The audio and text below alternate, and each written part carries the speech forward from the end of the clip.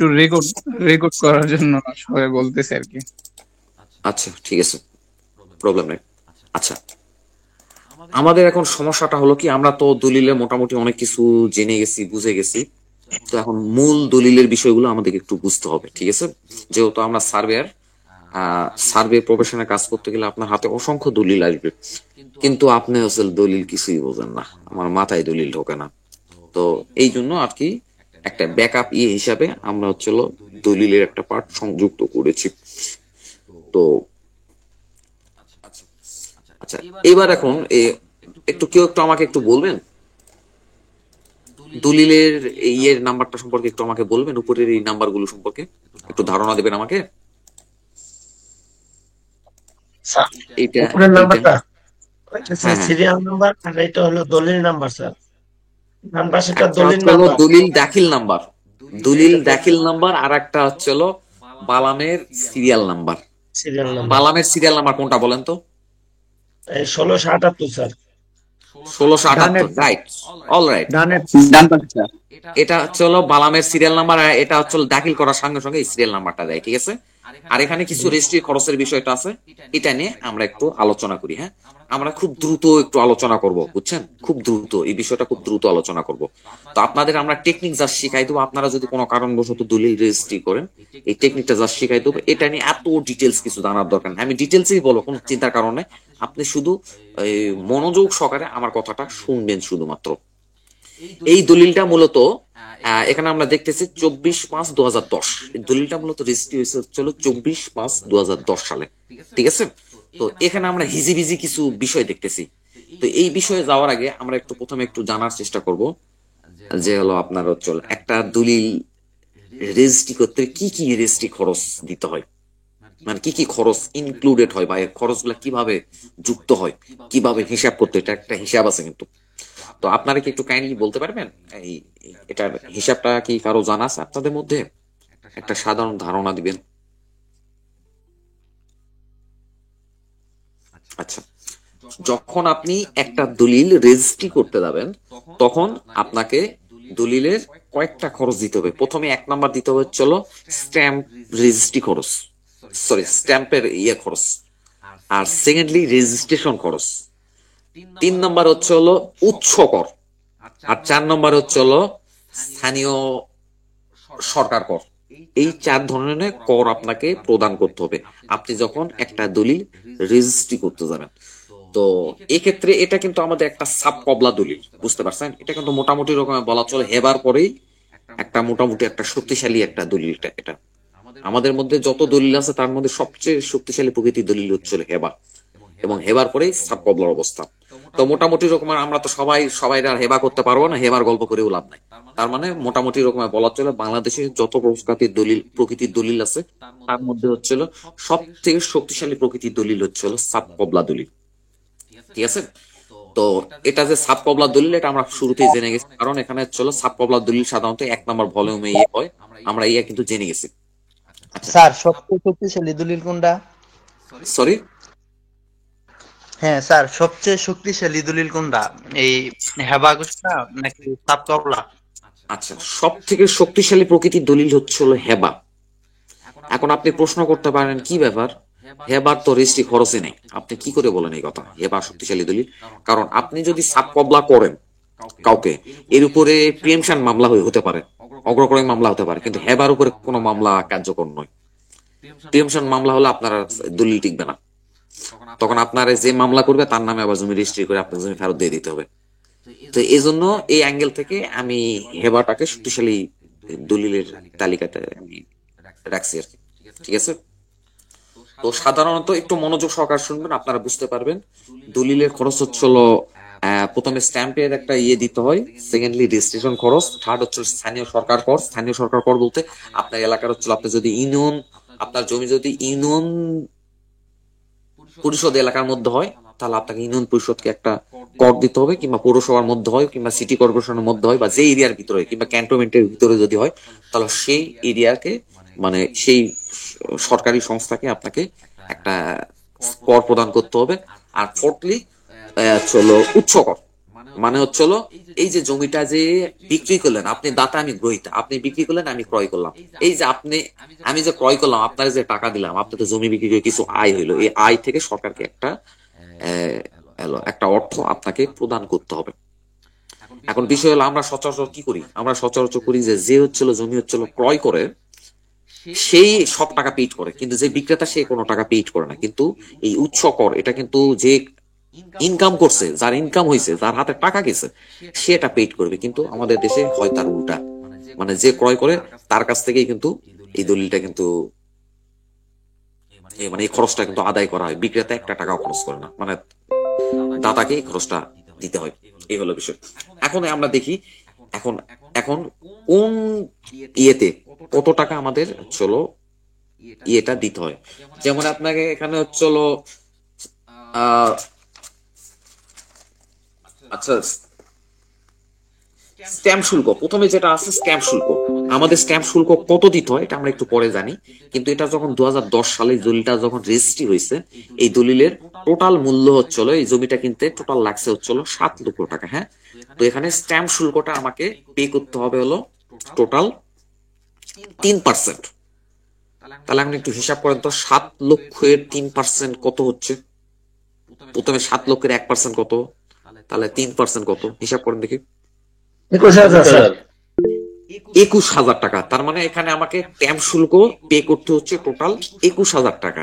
কিন্তু এখানে একটা বিষয় আছে, বিষয়টা হলো আপনার হচ্ছে হলো আপনার স্ট্যাম্প শুল্ক তো 21,000 টাকা পে করতে হবে, কিন্তু এখানে টোটাল যত টাকার আপনি নন জুডিশিয়াল স্ট্যাম্প আপনি ব্যবহার করবেন, সেই 21,000 টাকার থেকে 3% থেকে এই টাকাটা আমাকে বিয়োগ করতে হবে। তার মানে আমি এখানে টোটাল একটা 50 টাকার, দুইটা, তিনটা, চারটা, পাঁচটা, ছয়টা, সাতটা, আটটা, নয়টা, 10টা, এটা হচ্ছে হলফনামা, হলফনামা আলাদা। তাহলে টোটাল 50 টাকা 10টা স্ট্যাম্প আমি ব্যবহার করছি। তার মানে কি এখানে নন জুডিশিয়াল স্ট্যাম্প কিন্তু আমি কত টাকা পে করছি? 500 টাকা খরচ করছি। তাহলে টোটাল আমার ছিল স্ট্যাম্প শুল্ক আসছে হলো, স্ট্যাম্প শুল্ক আসছে হলো 21,000 টাকা। আর হচ্ছে আমি 500 টাকার স্ট্যাম্প খরচ হচ্ছে। তার মানে 21,000 থেকে 500 টাকা বিয়োগ করলে কত আসে? 20,500। এই 20,500 টাকা স্ট্যাম্প শুল্ক আপনাকে পে করে দিতে হবে। কথা পরিষ্কার? জি স্যার। স্যার কি বললাম আমি, বলেন তো? স্যার এখন আমার একটা প্রশ্ন স্যার। শিওর। স্যার 7 লক্ষ টাকার জায়গা যে ক্রয় করলাম, এখানে 500 টাকার নন জুডিশিয়াল স্ট্যাম্প ব্যবহার করছে, এটার কি স্যার কোনো বিধি আছে কত টাকা নন জুডিশিয়াল স্ট্যাম্প ব্যবহার করতে আচ্ছা, হবে? ভালো প্রশ্ন করছেন আপনি। সর্বোচ্চ 1200 টাকার নন জুডিশিয়াল স্ট্যাম্প আপনি ব্যবহার করতে পারবেন, এবং সর্বনিম্ন 450 টাকার নন জুডিশিয়াল স্ট্যাম্প ব্যবহার করবেন। এবং আপনি সর্বোচ্চ 1200 টাকার নন জুডিশিয়াল স্ট্যাম্প আপনি ব্যবহার করবেন, এবং বাকি টাকাটা আপনার পে অর্ডারের মাধ্যমে আপনাকে পরিশোধ করতে হবে। আমার কথা কি পরিষ্কার? জি স্যার, জি স্যার। 450 থেকে 1200। সর্বনিম্ন 450 আর সর্বোচ্চ জি স্যার। হচ্ছে 1200 টাকা। এর বেশি আপনি স্ট্যাম্পে জি খরচ স্যার। করতে পারবেন না, আপনাকে সরকারকে পে অর্ডারের মাধ্যমে বাকি টাকাটা পরিশোধ করতে হবে। এখানে জি স্যার। আমি এতক্ষণ ধরে যা যা বললাম, এখানে কি অস্পষ্ট আপনার মধ্যে বলেন?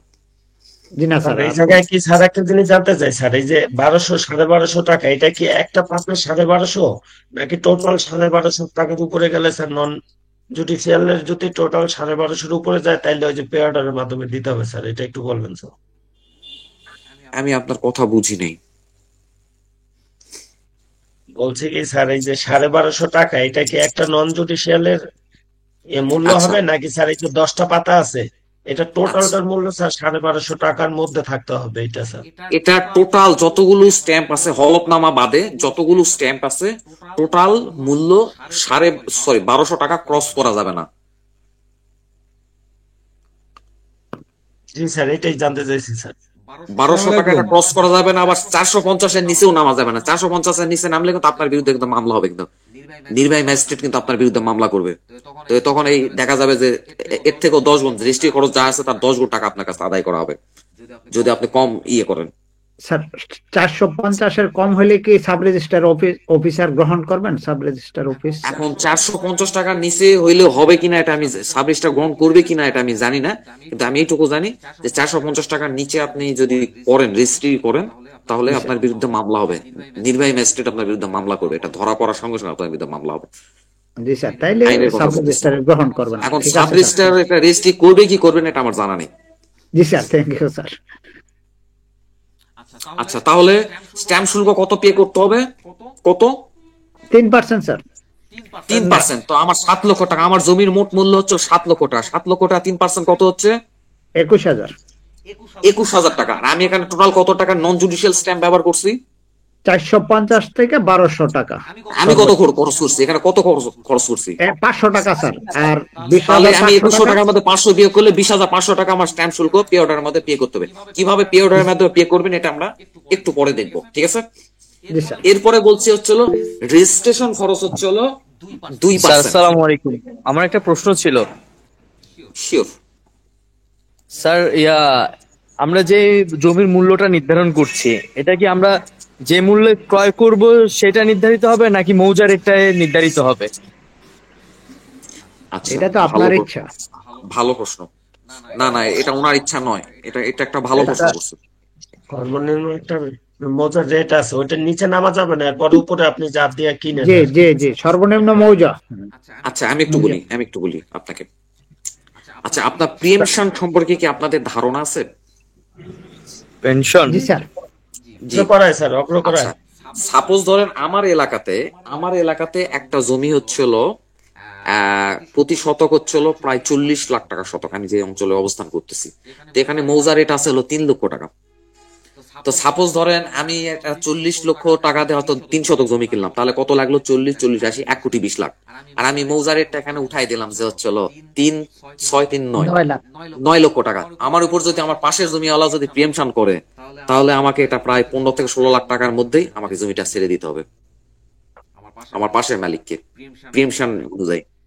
বিষয়টা কি বুঝছেন? জি স্যার।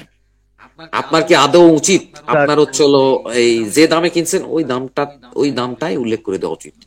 আপনি হচ্ছিল অতিরিক্ত স্ট্যাম্প শুল্কটা সরকারকে কম দিতে যেয়ে আপনি নিজেকে বিপদের মুখে রাখতেছেন, আপনার সম্পদটা বিপদের মুখে রাখতেছেন। আপনি আদৌ কি ক্রয় মূল্যে কিনা উচিত নাকি হচ্ছিল মৌজা রেট দেওয়া উচিত? বলেন, আপনি বলেন এখন।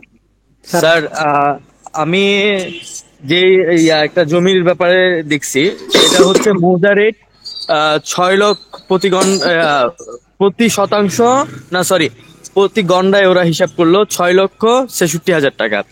কিন্তু বর্তমানে ওই জমি ক্রয় বিক্রি হচ্ছে 3 লাখ টাকায় প্রতি গন্ডা। তো সেটা তো মৌজা রেট থেকে অর্ধেক কম। তো সেই ক্ষেত্রে এখন মৌজা রেট থেকেও যদি ক্রয় মূল্য, আমার কথা শুনেন, মৌজা রেট থেকেও যদি আপনার ক্রয় মূল্য বিক্রয় মূল্য কম হয়, আপনাকে মিনিমাম মৌজা রেটটা উঠায় দিতে হবে, আদারওয়াইজ আপনার এই দলিলের ইয়েটা কমে যাবে। Thank you. এই দলিলের ভ্যালিডিটি নিয়ে প্রশ্ন উঠবে। আপনার মৌজা রেটটা সরকার কি জন্য নির্ধারণ করে? তা আপনি এই মৌজা রেটের নিচে ওখানে দিতে পারবেন না আপনি। আচ্ছা, থ্যাংক ইউ। আচ্ছা, স্যার, আমরা আমার একটা প্রশ্ন আছে, এটা দিয়েই আমার একটা প্রশ্ন আছে। আমি কি আগাবো? আচ্ছা বলো, শেষ আরেকটা প্রশ্ন করো। ও আচ্ছা আচ্ছা, মানে যেটা বলছিলাম ভাই, যেটা প্রশ্ন করেছিল সেই পরিপ্রেক্ষিতেই, ধরো কি যে আমার পাশের বাড়ির উনি আমার কাছে মাটিটা বিক্রি করবে না, উনি অন্য জায়গায় বিক্রি করবে। তো ঠিক আছে, বিক্রি করলো, তো কত টাকা দিয়ে বিক্রি করলো এটা আমি কিভাবে তখন জানতে পারবো? কারণ সে কত টাকা আমি ধরো না দাম নির্ধারণ করে 10 লাখ টাকা, আর ওই কত লাখ টাকা দিয়ে ক্রয় করলো, কারণ আমার প্রয়োজন কিন্তু আমাকে দিচ্ছে না, অন্য কাউকে দিচ্ছে, এটা জানার জন্য স্যার। আচ্ছা, আপনি যেটা বলছেন, যেমন দেখেন প্রিএমশন সম্পর্কে আমি একটু ধারণা দিই। যারা জানেন ইটস ওকে, যারা জানেন না তাদের জন্য প্রিএমশন। তো আমাদের দেশের আইন অনুযায়ী সাপোজ ধরেন আপনার বাড়ির পাশে একটা জমি বিক্রি হচ্ছে, এটা সর্বপ্রথম ক্রয় করার অধিকার আছে তার ওয়ারিশগণের। সেকেন্ডলি, আপনি যেহেতু পাশের জমির মালিক, এটা ক্রয় করার অধিকার আপনার। কিন্তু বিষয় হলো আপনার প্রতিবেশী আপনাকে অপছন্দ করছে, অপছন্দ করার কারণে আপনাকে জমি না দিয়ে বাইরে আরেকটা লোকেরা দিতেছে। এখন গভর্নমেন্ট চিন্তা করতেছে এই জমিটা যদি আপনার জমির পাশের জমি যদি আপনি আবার কিনেন, তাহলে এখানে আর ঝামেলা হবে না। একটা নতুন একটা লোককে যদি এখানে আনা হয়, তো সেক্ষেত্রে একটা ঝামেলা লাগবে, কেস কাবারি হবে, আমাদের ঝামেলা বাড়বে। অতএব তার থেকে এটাই ভালো ওর ওয়ারিশ যদি কিনতে পারলে কিনলো, কিংবা ওর পাশের জমির মালিক যদি কিনতে পারে কিনে। তার মানে প্রিয়েমশন অনুযায়ী একটা জমি ক্রয় করার সর্বপ্রথম অধিকার থাকে তার ওয়ারিশের, সেকেন্ড অধিকার থাকে হচ্ছিল পাশের জমির মালিকের। কিন্তু পাশের জমির মালিক আপনাকে দিচ্ছে না। সেক্ষেত্রে আপনি যখন এই জমির উপরে যখন সাপোজ ধরেন বিক্রি হয়ে গেছে এবং বিক্রি হয়ে যাওয়ার 3 মাসের মধ্যে এই জমির উপর আপনি আদালতে গিয়ে প্রিয়েমশন মামলা করেন, বলবেন যে ভাই আমার পাশের জমির মালিক আমি পাশের জমির মালিক, আমার না দিয়ে বাইরে লোকেরা বিক্রি করে দিচ্ছে। তখন কোর্ট তলব করবে, যে যার কাছে রেজিস্ট্রি দিচ্ছে তারাও তলব করবে, যে রেজিস্ট্রি দিচ্ছে তারাও তলব করবে। তলব করে দলিলে যে মূল্য দেখানো হবে সেই মূল্যের থেকে অতিরিক্ত 33% মূল্য বেশি আরোপ করে ওই টাকাটা যাকে রেজিস্ট্রি করে দিছে দাতা, তার কাছ থেকে আবার আপনাকে রেজিস্ট্রি করতে হবে, ওই টাকাটা আপনি তাকে পেইড করে দিতে হবে আপনাকে 33% বেশি। 33% বেশি। তাহলে আপনি যদি এখানে যদি আপনার যদি হচ্ছিল কোনো কারণবশত আপনি সরকারকে কম টাকা পে করার জন্য যদি আপনি যদি কম টাকা দলিল উঠায় রাখেন, আপনি প্রিয়েমশনে ধরা খাবেন না? জি জি জি। প্রিয়েমশনে পুরা ধরা খাই যাবেন, বলা তো যায় না কে কোন দিক দিয়ে প্রিয়েমশন করে।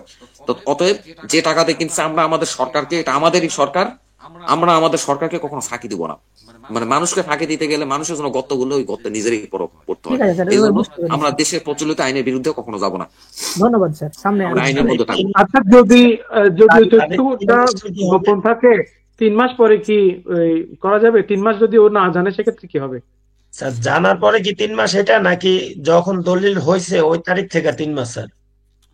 যখন যখন দলিল হয়েছে তখন থেকে 3 মাস পর্যন্ত সময় আছে।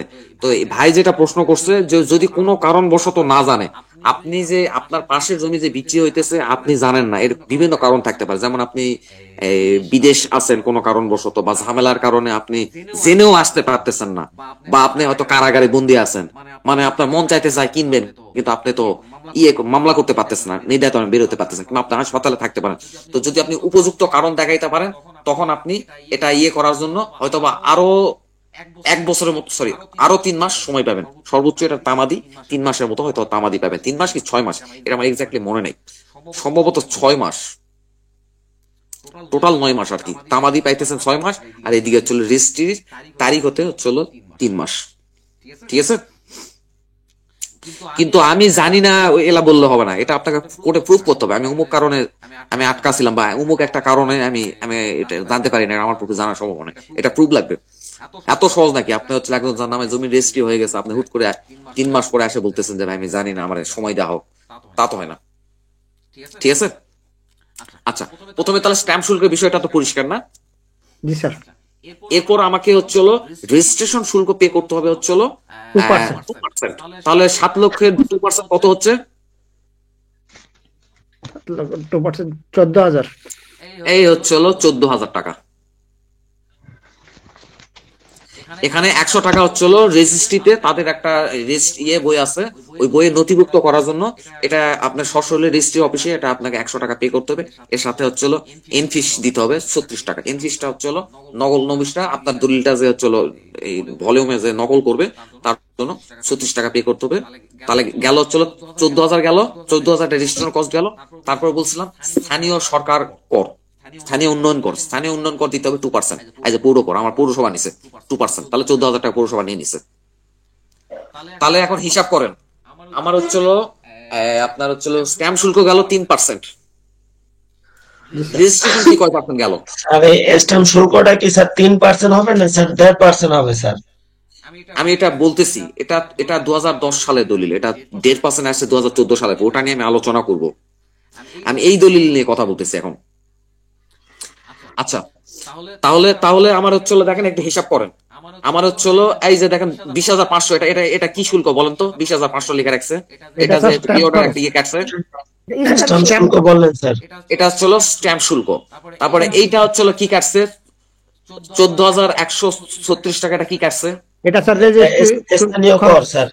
এটা না, এটা হচ্ছিল রেজিস্ট্রি খরচ, তারপর নকল নবিশের 36 টাকা কেটে নিছে, টোটাল 14,136 টাকা। আর 100 টাকা হচ্ছিল বললাম তো একটা বই নথিভুক্ত, রেজিস্টার বই নথিভুক্তের 100 টাকা এক্সট্রা নেয়, তাহলে 14,136 এটা নিচে হচ্ছিল রেজিস্ট্রি খরচ। ঠিক আছে, তারপরে হচ্ছিল পৌর কর নিচে 2%, 14,000 টাকা তো দেখাইলাম। আর হচ্ছিল এখানে আর একটা নিচে হচ্ছিল উৎস কর, মানে ইনকাম, মানে বলতে পারেন একটা আয় কর আর কি, আয় কর নিচে 2%। তার মানে টোটাল কত হলো? রেজিস্ট্রি ফি 2% হলো, স্ট্যাম্প শুল্ক 3% হলো, 5%, স্থানীয় সরকার কর পড়ছে 2%, 7%, উচ্চ কর পড়ছে 2%। টোটাল হচ্ছে হলো 9% টাকা সরকারকেই দিতে হয়েছে, টোটাল 7,09,000। বুঝতে পারছেন? আচ্ছা, এবার হচ্ছে হলো সুমন ভাই যেটা বললেন, এখন আমি সেই প্রসঙ্গে আসি। এটা হচ্ছে হলো 2010 সালে রেজিস্ট্রি করা, এই কারণে এখানে হচ্ছে হলো স্ট্যাম্প শুল্কটা হচ্ছে হলো আপনার হলো 3%। কিন্তু 2010 সালে এসে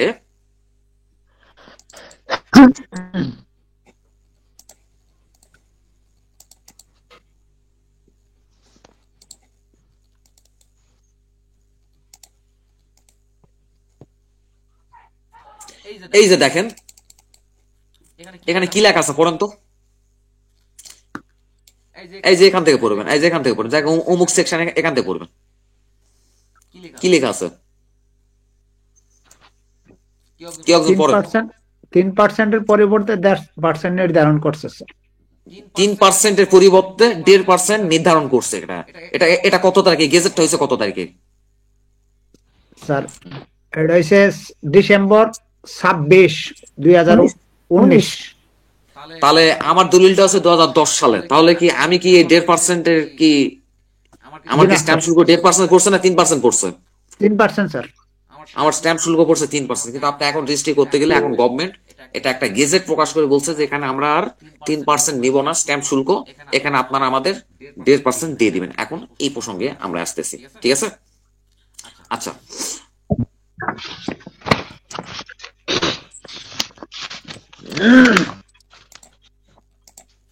আচ্ছা, এখানে একটা স্ট্যাম্প শুল্ক, কি পরিমাণ স্ট্যাম্প শুল্ক আসবে তার একটা হিসাব আছে। দেখেন, সাব কবলা, এওয়াজ বিনিময়, দানপত্র, হেবাবিল, আওয়াজ, কোন দলিলের কি খরচ, এটা পুরা চার্ট কিন্তু এখানে মোটামুটি এরকম চার্ট দিয়ে আছে। আমরা সাব কবলা দেখি। সাব কবলা প্রথমে আছে দফা 22+4।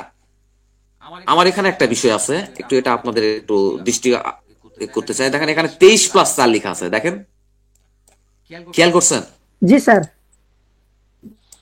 জি স্যার। আমি আর একটা দলিল দেখাই। +4 লেখা আছে। এখন এই 23+4 এটা কি? এই যে এখানে 23+4 এটা কি? সবগুলা সাব কবলা দলিলে সেম অবস্থা। এবং এই প্রশ্নটা আমি নিজেও বিষয়টা জানতাম না। আমি এটা জানছি রিসেন্ট, হয়তো 4-5 মাস আগে। তো আমি অনেক মানুষের জিজ্ঞাসা করছি, কেউ উত্তর দিতে পারে। এখানে 23+4 কি কারণে দেওয়া? আচ্ছা, এখানে 23+4 কি কারণে দেওয়া আমরা একটু দেখি। হ্যাঁ, একটু দেখি এটা কি কারণে দেওয়া। এটা হচ্ছে আমাদের স্ট্যাম্প শুল্ক আইনে, আমার হচ্ছে স্ট্যাম্প শুল্ক, স্ট্যাম্প ডিউটি আইন 1899 অনুযায়ী 23 ধারার অধীনে আমার স্ট্যাম্প শুল্কটা এখানে 3% নেওয়া হয়েছে। এবার আমরা 23 ধারাটা একটু দেখি, 23 ধারাতে কি লেখা আছে।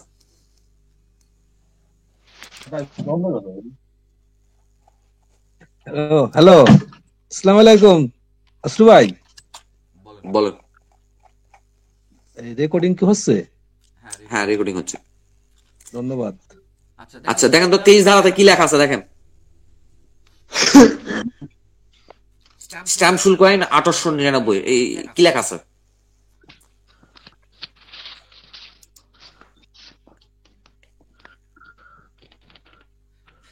আচ্ছা, এখানে বলতেছে যে সাব কবলার কবলা দলিলের ব্যাপারে এখানে তারা স্ট্যাম্প শুল্ক 3% নিবে, ঠিক আছে? আমি কি দেখাইছি ওটা 3%? জি স্যার, দেখাইছি। এবার দেখেন এটা কিন্তু পুরাতনিয়া কিন্তু এটা কিন্তু 2012 সালে পাবলিশ। এবার আমরা নতুনটা দেখি, নতুনটা কি বলেন। 3% লেখা আছে, এবার নতুনটা কি বলেন, নতুনটা আমরা একটু দেখি।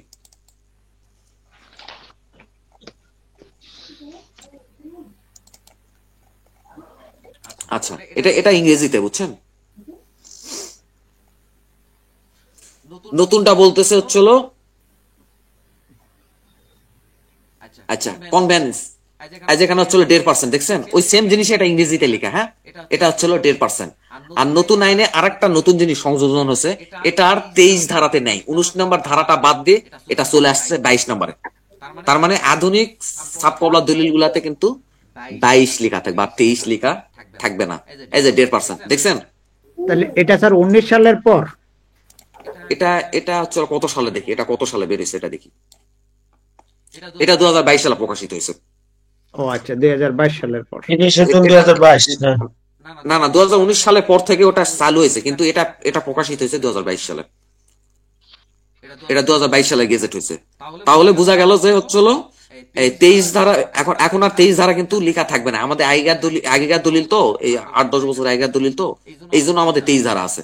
এবং আমি কিন্তু পুরাতন ইয়াতে দেখালাম, এখানে 23 ধারাতে আছে। দেখেন এখানে 23 ধারাতে সাবকবলার কথা লেখা আছে, বুঝতে পারছেন? 3%। জি স্যার। কিন্তু 19 নম্বর ধারাটা বাদ দিয়ে এখন এটা চলে আসছে 22 নম্বর ধারাতে চলে আসছে। 1.5% ভ্যালু ইয়া করবে। সেটা 2 কোটি টাকার, সর্বোচ্চ 2 কোটি টাকার মধ্যে হইলে হবে। 2 কোটি টাকার উপরে চলে গেলে আবার কিন্তু এটা বেড়ে যাবে, কিন্তু স্ট্যাম্প শুল্ক বেড়ে যাবে। এটা অন্য হিসাব। তাহলে এখন বলেন স্ট্যাম্প শুল্কের ব্যাপারে 3%, 1.5% তখন থেকে বিড় করতেছি, কি বুঝলেন এখানে? এতে একটু আপনি একটু পরিষ্কার করে বলবেন। এটা স্যার 2022 এর আগে পর্যন্ত 3% ছিল, আর এখন 22 এর পরে 2% হবে স্যার। না না, 2022 না, 2019 সালের আগ পর্যন্ত। কিন্তু 26 ডিসেম্বর থেকে স্যার। হ্যাঁ, 2019 সালের 26 ডিসেম্বরের আগ পর্যন্ত 3% ছিল। আমি একটা ইয়ে দেখালাম না কিছু আগে, একটা গেজেট দেখালাম না, গেজেটটা গেল কই?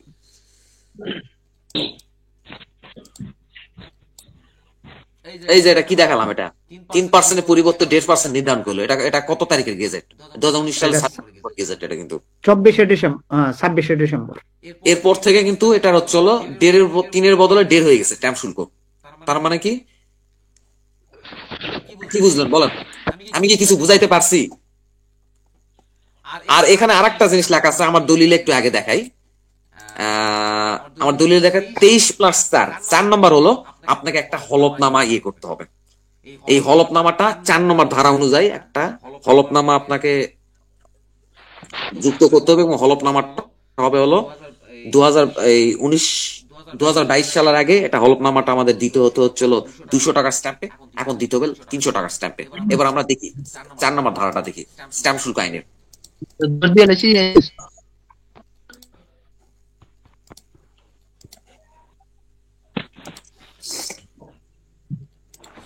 স্ট্যাম্প শুল্ক আইন। আচ্ছা, এবার 4 নম্বর ধারাটা দেখি। 23+4 দেওয়া আছে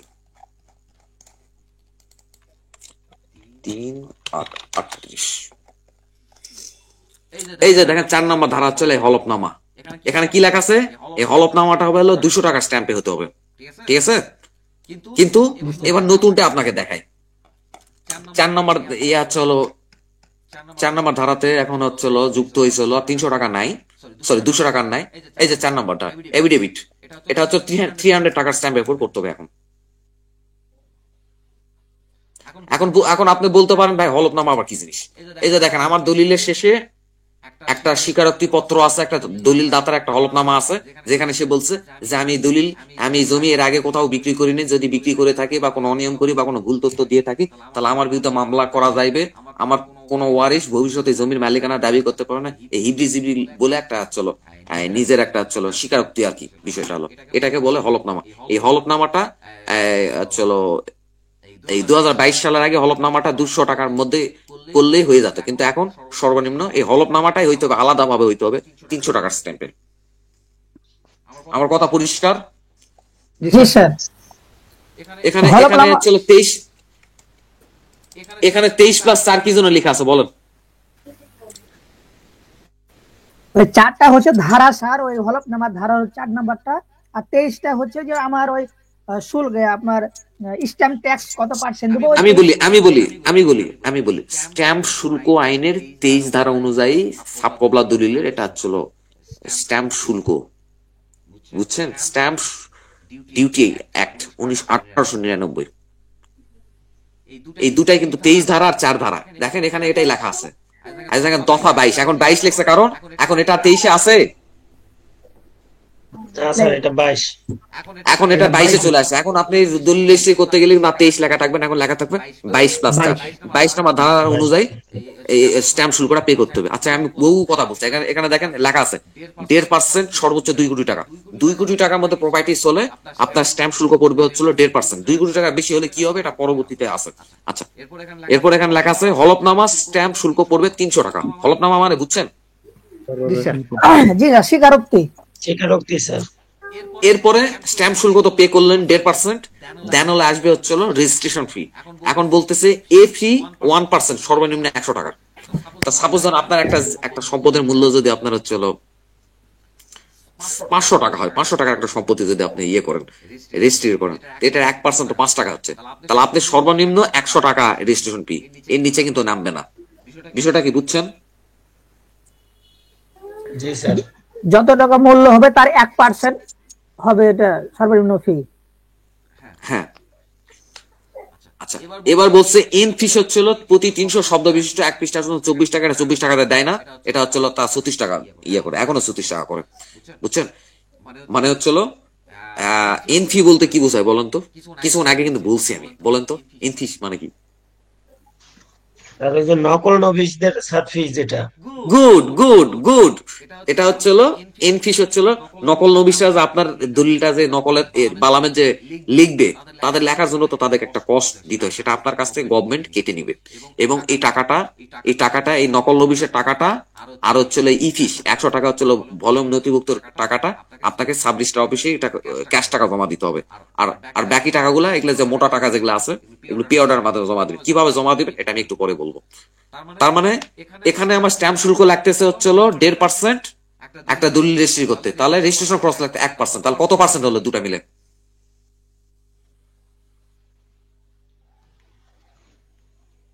2.5% স্যার।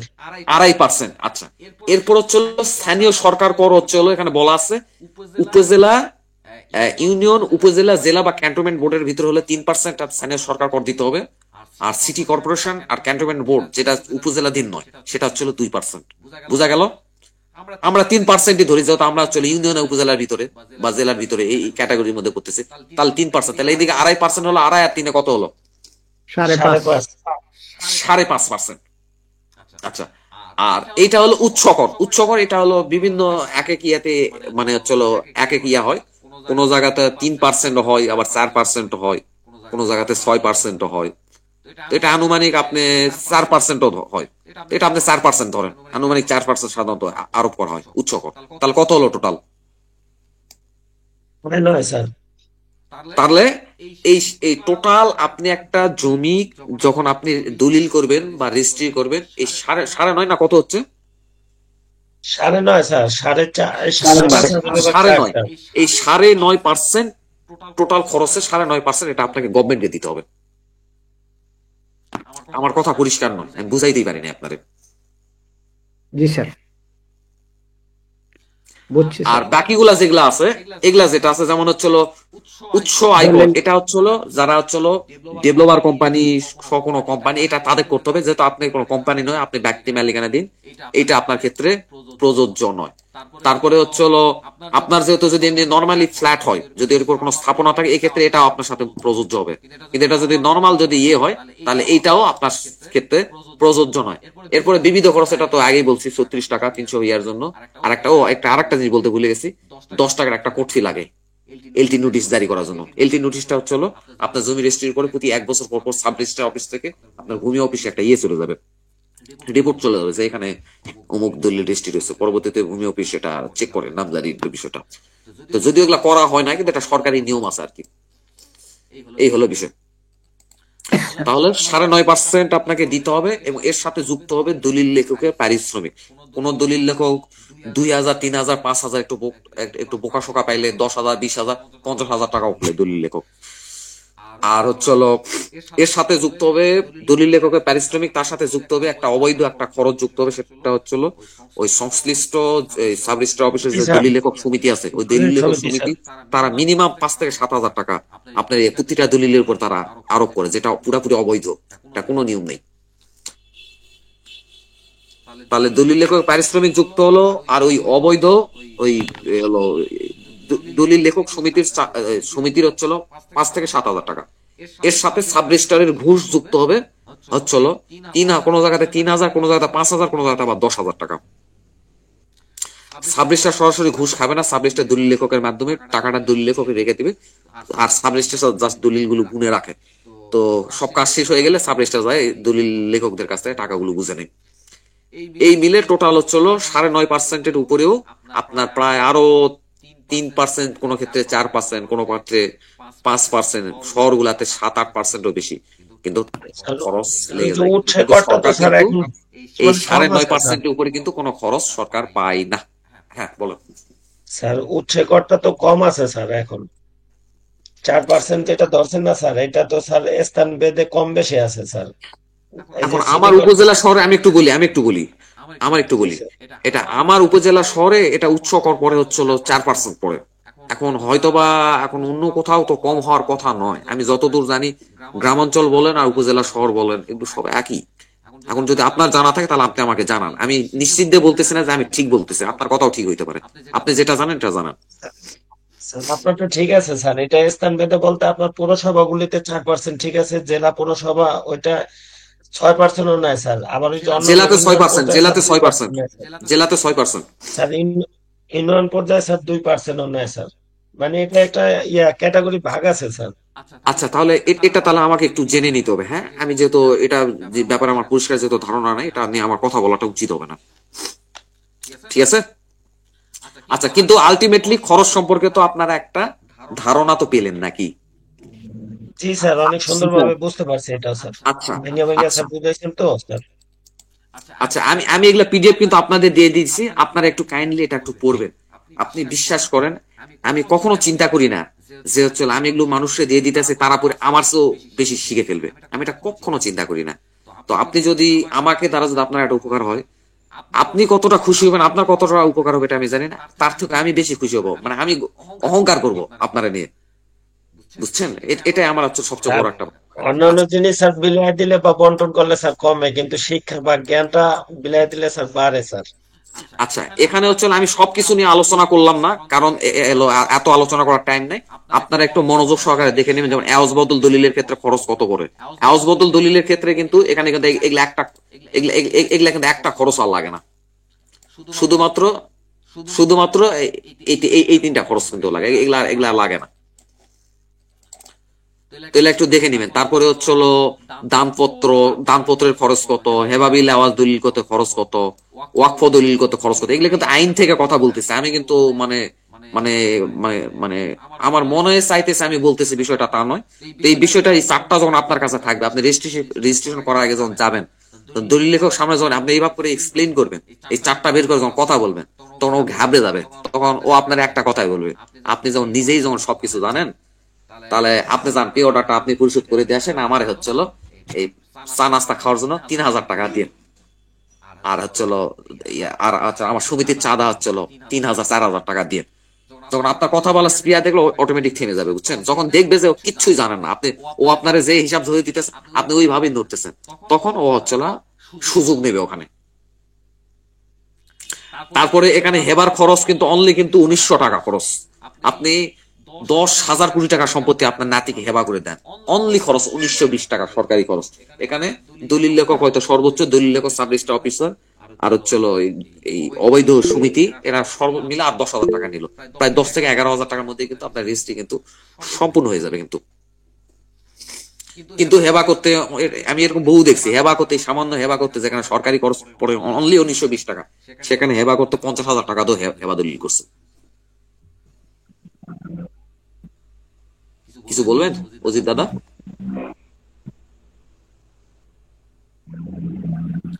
আচ্ছা আমি আর কথা বাড়াইতেছি না, একটু দেখে নিবেন কোন কোন দেখেন হেবার ক্ষেত্রে শুধুমাত্র হচ্ছিল এই স্ট্যাম্প শুল্কটা পড়বে। স্ট্যাম্প শুল্ক খুব সম্ভবত হচ্ছিল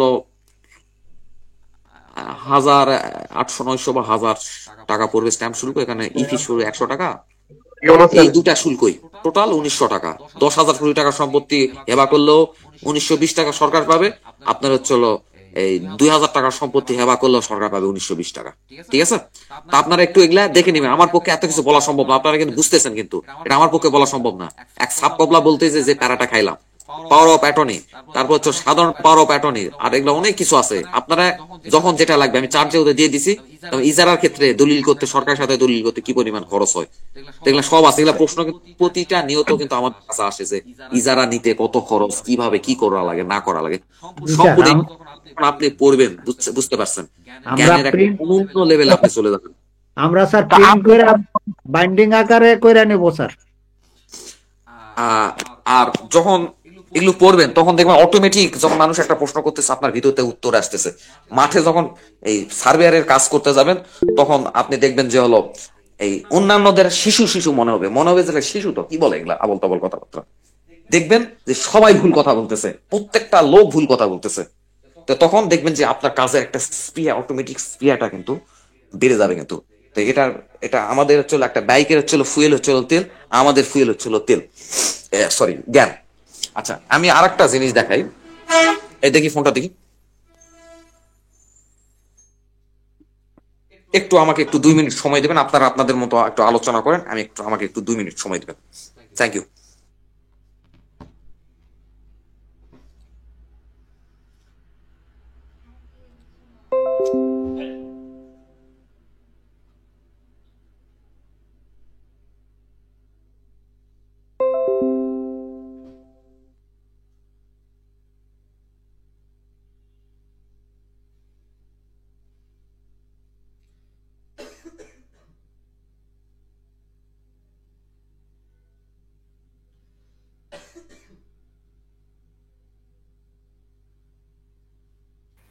স্যার কিছু কথা যে শুনতে পাইতেছি না। স্যার পার্সোনাল কথা বলতেছে, এই জন্য ও এখানে মিউট করা। আচ্ছা ও আচ্ছা আচ্ছা, ঠিক আছে ঠিক আছে। আমাদের কি হলো আবার, আমার ফোনে হ্যাং হলো কিনা। ধন্যবাদ। আচ্ছা, আমাদের এখানে কে কোন জেলাতে আছেন একটু বলেন তো। আমি নাম চাঁপাইনবাবগঞ্জ সদর থেকে। প্রত্যেকের নাম বলি, জেলার কথা বলেন। আমি ইব্রাহিম খলিল, চাঁপাইনবাবগঞ্জ সদর। আমার সুমন মাহমুদ, মাদারীপুর, ডিস্ট্রিক্ট মাদারীপুর। তারপর মোহাম্মদ খুরশিদ আলম, কুমিল্লা। কুমিল্লা কোন থানা? হোমনা। দাদা হোমনা, খোরশেদ আলম ভাই, হোমনা তো আমি থেকে আসছি। তাই আমার কোথায়? প্রিয় জায়গা। আমি হোমনা ওই যে কি বলছে যে দড়িচর। ও আচ্ছা আচ্ছা, দড়িচর তো হোমনার সামনে, বাগমারার পরে। জি, খুব আমাকে ভালো লেগেছে ওখানে। যাই হোক, আরো সব আমি গেলে দেখা করবো আপনার সাথে। হ্যাঁ থ্যাংক ইউ, আমার নাম্বারটা নিয়ে অসুবিধা নাই। এত জানো কি আমরা তো কুমিল্লার পাশে, মুজাফফরগঞ্জের পাশে। মুরাদপুর? মুজাফফরগঞ্জ মুরাদপুর থানা। ও আচ্ছা আচ্ছা। আমার সবচেয়ে মুজাফফরগঞ্জ তো ইয়া পড়ছে না, চাঁদপুর? না, এই ধরেন না 100-200 ফুট পরে চাঁদপুর আর কি। আচ্ছা আচ্ছা আচ্ছা, তাহলে কুমিল্লায় পড়ছেন। হ্যাঁ হ্যাঁ, আমরা পড়ছি চাঁদপুরে, শাহরাস্তি থানা। শাহরাস্তি, জি জি জি জি, শাহরাস্তি। আসসালামু আলাইকুম। বরিশালে কেউ আছেন? দাদা দাওয়াত দিলে যাব বরিশাল। দাওয়াত ঘুরতে যাইয়েন। এই ইব্রাহিম ভাই। জি ভাইয়া। আপনি কত সালে ছিলেন হোমনা? গত বছর 2023 সালের জানুয়ারি মাস শুধু ছিলাম। ও আচ্ছা, ওয়াই ব্রিজ দেখছেন? না দেখি নাই, কিন্তু যাওয়ার খুব ইচ্ছে ছিল, যে যাওয়া হয় নাই। ওয়াই ব্রিজের গোড়াতেই আমার বাড়ি। তাই ঠিক আছে। আমি আমার একটু মেইলে প্রবলেম, তো আমার ওয়াইফের মেইল দিয়ে আমি একটু করলাম। আমি কিছু বিষয় একটু আপনাদের দেখাতে চাই। আমি একটু স্ক্রিন শেয়ার করতেছি, মোবাইল স্ক্রিন শেয়ার করতেছি।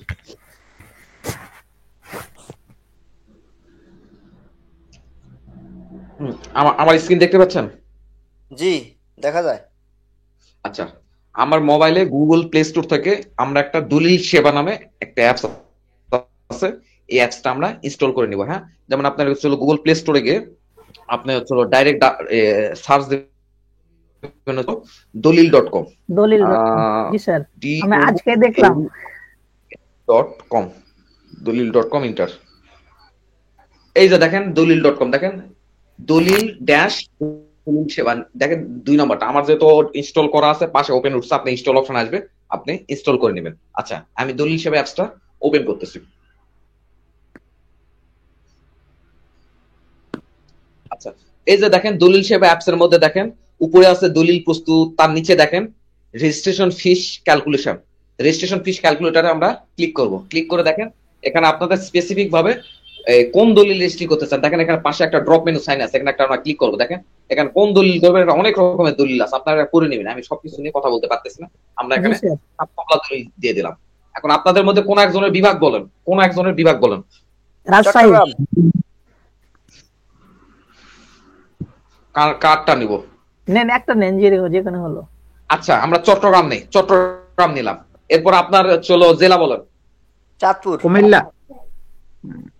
যে কোনো একজন বলেন। কুমিল্লা। আচ্ছা এরপর চলো আপনার চলো সাব রেজিস্ট্রার অফিস বলেন কুমিল্লার। হোমনা। হ্যাঁ হোমনা। কুমিল্লার ভিতরে আবার খুলনা কোত্থেকে আসলো? হোমনা। হোমনা। ও নিচে দেখেন সাব রেজিস্ট্রার এর কার্যালয় হোমনা কুমিল্লা। ক্লিক করে দিলাম। জমির স্থান নির্ধারণ করুন। এটা আপনার উপজেলার ভিতরে না জেলার ভিতরে না সিটির ভিতরে না ইউনিয়নের ভিতরে না কার ভিতরে না ক্যান্টনমেন্টের ভিতরে? পৌরসভা হবে। পৌরসভা দেন। এই উপজেলা পৌরসভা অধিভুক্ত জমি 2 নম্বর, এখানে আপনি ক্লিক দেন। ক্লিক করে জমির মূল্যটা উল্লেখ করেন। জমির মূল্য সাপোজ ধরেন 10 লাখ দেন। 10 লক্ষ টাকা। 21,000 লক্ষ নিযুত।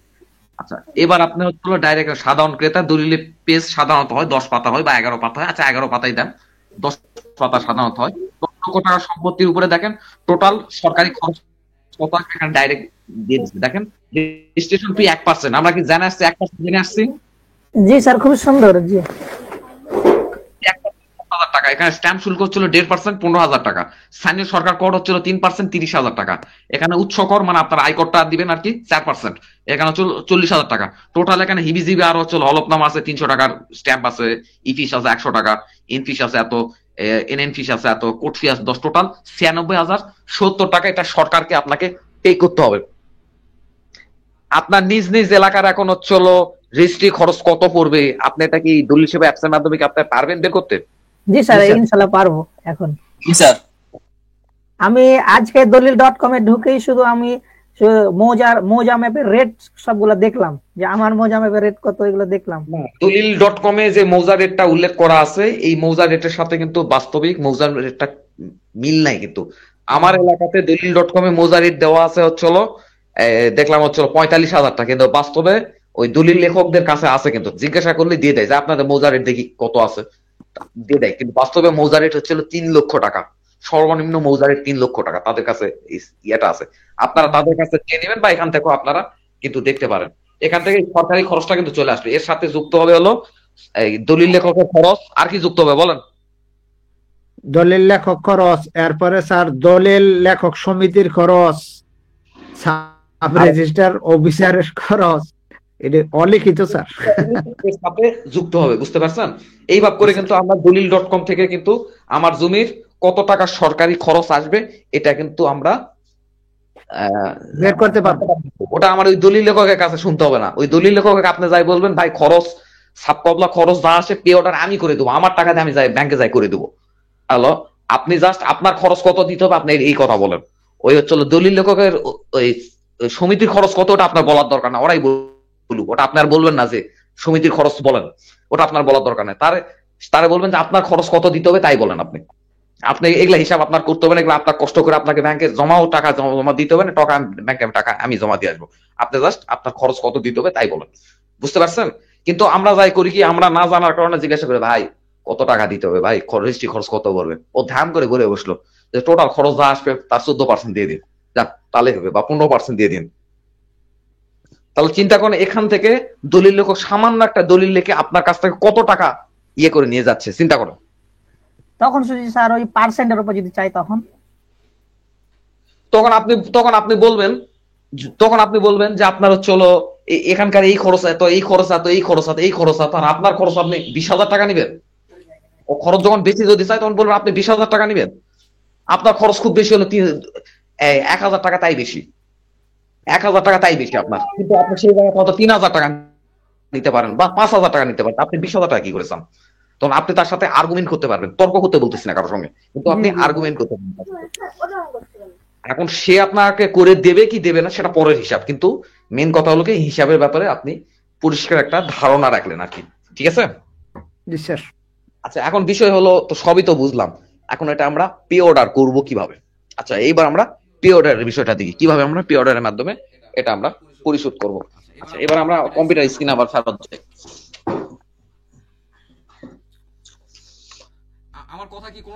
আমার কথা কি কোনোটা বুঝতে অসুবিধা আছে আপনাদের, যে আমার কথা বুঝতেছেন না? না স্যার, ঠিক আছে, বুঝতে পারছি, কিন্তু কিছুক্ষণ পর ভুলে যাই, এটা সমস্যা।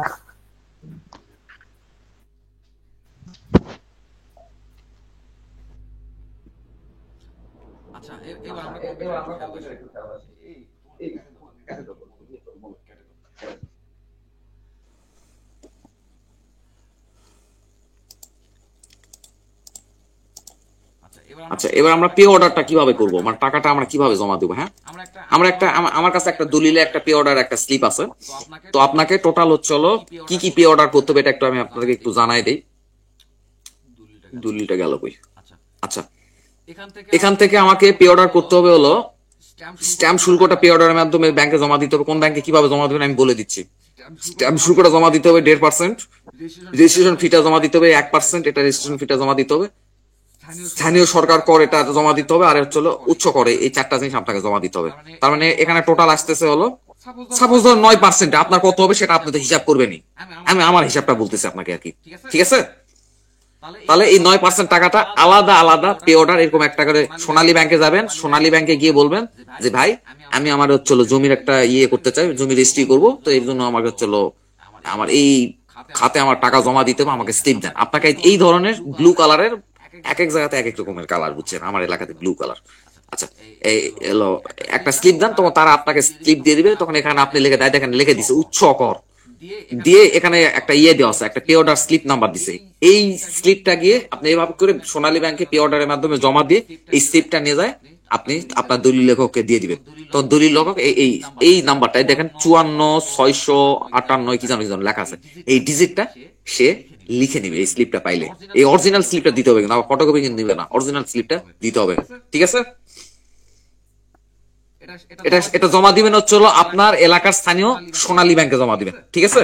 সোনালী ব্যাংকে আপনার কিচ্ছু করতে হবে, আপনি যাই বলবেন যে ভাই আমি হচ্ছে আমার হচ্ছে স্ট্যাম্প শুল্ক, দেন হচ্ছে রেজিস্ট্রেশন খরচ, স্থানীয় সরকার কর, দেন হচ্ছে আপনার ওই উচ্চ কর, এগুলো জমা দিব, আমাকে স্লিপ দেন, আপনাদের কাছে কি স্লিপ আছে দেন, আমি এটা করে দিই। তখন আপনি স্লিপটা পড়ুন, এখানে দেখেন লিখে দিচ্ছে কত টাকা জমা দিছে, টাকা জমার কথা লিখছে, কে জমা দিছে তার নাম লিখছে, তার ফোন নাম্বার লিখছে, আর এগুলো ব্যাংক থেকে, এই যে উপরে যে এইগুলো দেখতেছেন এগুলো ব্যাংক থেকে করছে, কত টাকা জমা দিছে ব্যাংক থেকে দিচ্ছে, এখানে আবেদনকারী স্বাক্ষর, এখানে ব্যাংক থেকে একটা স্লিপ নাম্বার দিয়ে দিচ্ছে, এই স্লিপ নাম্বারটাই আপনার সাব রেজিস্ট্রার অফিসে দলিল লেখক করে দিবে। আপনাকে জাস্ট এই স্লিপটা আপনার টাকা ব্যাংকে জমা দিয়ে আসে, আপনি এই স্লিপটা দিয়ে দিবেন। এবং আমার বাবার কিছু জমির আমরা করি কি, দলিল লেখক তো জানে যে আমরা এগুলো জানি, তো আমরা যেদিন দলিল হবে তার আগের দিনে, দলিল এখন হয় নাই, তার আগের দিনে পে অর্ডার এগুলো করে নিয়ে দলিল করার দিন যায়, পে অর্ডারটা দলিল হাতে দিয়ে দিই, দলিল লেখক জিনিসটা করে ফেলে। বিষয় পরিষ্কার, বুঝা গেছে? জি স্যার।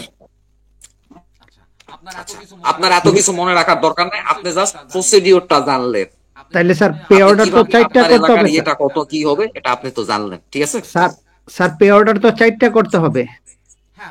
হ্যাঁ, পে অর্ডার 4টা করতে হবে, পে অর্ডারটা 4টা করতে হবে। আর এই পে অর্ডারটা জমা হয়েছে হলো, এই পে অর্ডারটা জমা করা হয়েছে হলো আপনার চেকের মাধ্যমে, বুঝতে পারছেন, চেকের মাধ্যমে জমা হয়েছে এটা, কিন্তু এই স্লিপটা লাগবে, স্লিপটা আপনাকে জমা দিয়ে পূরণ করে করতে হবে আর কি, ঠিক আছে? ভাইয়া আমি নেটে ঢুকেছি, দলিল.com থেকে কিভাবে আরেকবার একটু দেখাতে পারবেন? সামান্য 1 মিনিটের একটা।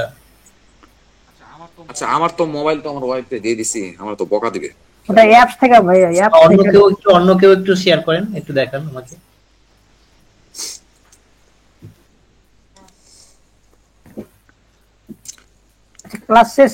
ক্লাস শেষে দেখি, এখন স্যার আচ্ছা ঠিক আছে। আচ্ছা শরীফ ভাই, আমরা ক্লাস শেষে করি, হ্যাঁ ক্লাস শেষে আপনাকে ঠিক আছে। দেখো আমারে বকা খাওয়েন না।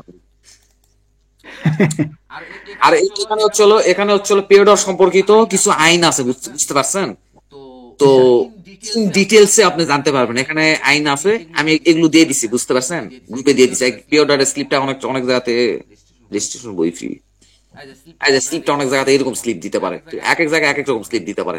তো এই গেজেটে সবকিছু দিয়ে দেওয়া, এগুলো আপনাদের দিয়ে দেওয়া আছে। কোনো যদি না পান আমাকে জিজ্ঞাসা করেন, আমি সঙ্গে সঙ্গে দিয়ে দেবো। পে অর্ডার সম্পর্কিত ইন ডিটেলসে লেখা আছে এখানে, কিভাবে পে অর্ডার করবেন, কি করবেন না করবেন, পে অর্ডার আবার এই পে অর্ডার নিয়ে যায় কারে জমা দিবেন, সেই পে অর্ডারে এই পে অর্ডার নাম্বার গিয়ে কোথায় গিয়ে নথিভুক্ত করবে, সমুদয় কিছু লেখা আছে এখানে পে অর্ডার সম্পর্কিত আইন বিষয়। তো এগুলো এত ডিটেলসে বলতে গেলে ভাই আমার অনেক সময় লাগবে। তো এবার আমরা আসি দলিলে। হ্যাঁ, দলিল গেল কই? তার মানে কি এই মাঝখানে যে হিজিবিজি বিষয়গুলা গেল, এগুলো কিন্তু আমরা সমুদয় বিষয়গুলা কিন্তু আমরা কিন্তু মোটামুটি জানি, কিন্তু জানি না এই কথা বলার সুযোগ নেই। ঠিক আছে,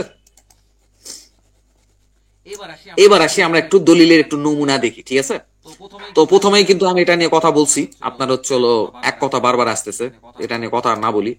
দলিল এই নাম্বারে কথা আছে, এটা নিয়ে আর কথা না বলি। তো দলিলে মূলত কয়েকটা বিষয় উল্লেখ থাকতে হয়। এর মধ্যে এক নম্বরেই উল্লেখ থাকবে হচ্ছিল এটা কোন সাব রেজিস্ট্রার অফিসের অধীনে দলিলটা মানে রেজিস্ট্রি হবে। এখানে লেখা আছে যে সাব রেজিস্ট্রার অফিসের অধীনে। দুই নম্বরে লেখা থাকবে দলিলের সার সংক্ষেপ। এখন এটা হচ্ছে দলিল কি প্রকৃতির দলিল, এটা হচ্ছে মানে বিক্রয় কবলা, কোন জায়গাতে বলে বিক্রয় কবলা, কোন জায়গাতে বলে সাব কবলা, কোন জায়গাতে বলে শুধু কবলা, মানে কোথায় কি বলে তার কোনো ঠিক ঠিকানা নেই, কিন্তু আলটিমেটলি সবগুলোর অর্থ সেম অর্থ কিন্তু মিন করে। ঠিক আছে, তারপর মৌজার নাম, এগুলো আমার বলার কিছু নাই, এরা আপনি দেখলেই বুঝতে পারবেন। ইউনিয়ন পরিষদ, আপনাদের কারো যদি আমার দলিল লাগে আমি দিয়ে দিব, সমস্যা নেই, এগুলো দলিলের সমস্যা নেই, যার যার লাগবে দিয়ে, অনেকে ভয়তে দিতে চায় না। আচ্ছা, তো এখানে উপজেলা নাম্বার, জেলা, হস্তান্তরিত সম্পত্তির পরিমাণ চলো 7 শতক, জমির শ্রেণী, এটা খুবই ইম্পর্টেন্ট জিনিস, এটা কিন্তু উল্লেখ না করলে কিন্তু জমি কিন্তু রেজিস্ট্রি হবে না, সাব রেজিস্ট্রার কিন্তু দলিল বাতিল করে দিবে, কিন্তু খুবই ইম্পর্টেন্ট জিনিস। জমির শ্রেণী, এটা কোন শ্রেণীর জমি এটা দিয়ে দিলে, তারপর জমির মূল্যটা এখানে লিখে দিলে। আর এখানে সব সময় কথায় মূল্য লেখার আগে একটা সতর্ক থাকবেন, দলিল খুব সেন্সিটিভ একটা বিষয়। অঙ্কে যে নাম্বারটা লিখবেন, টাকার অঙ্কটা, তার পাশে কথায় লিখে দিবেন এটা, যাতে কেউ আর একটা শূন্য বসায় দিয়ে যাতে আপনার বা যে কারো খুব সর্বনাশ না করে দিতে পারে। থাকলে আর এখানে আর একটা শূন্য বা কোনো ভাবে সে বসায় দিতে পারবে না। এই জন্য টাকার অ্যামাউন্ট যেখানে লিখবেন পাশে কথায় লিখে দিবেন এত লক্ষ টাকা। ঠিক আছে, এই প্রথম পাতা নিয়ে আর কি কোনো ইনকোয়ারি আছে, প্রশ্ন আছে? আমি একটু দ্রুত সামনের দিকে আগাবো।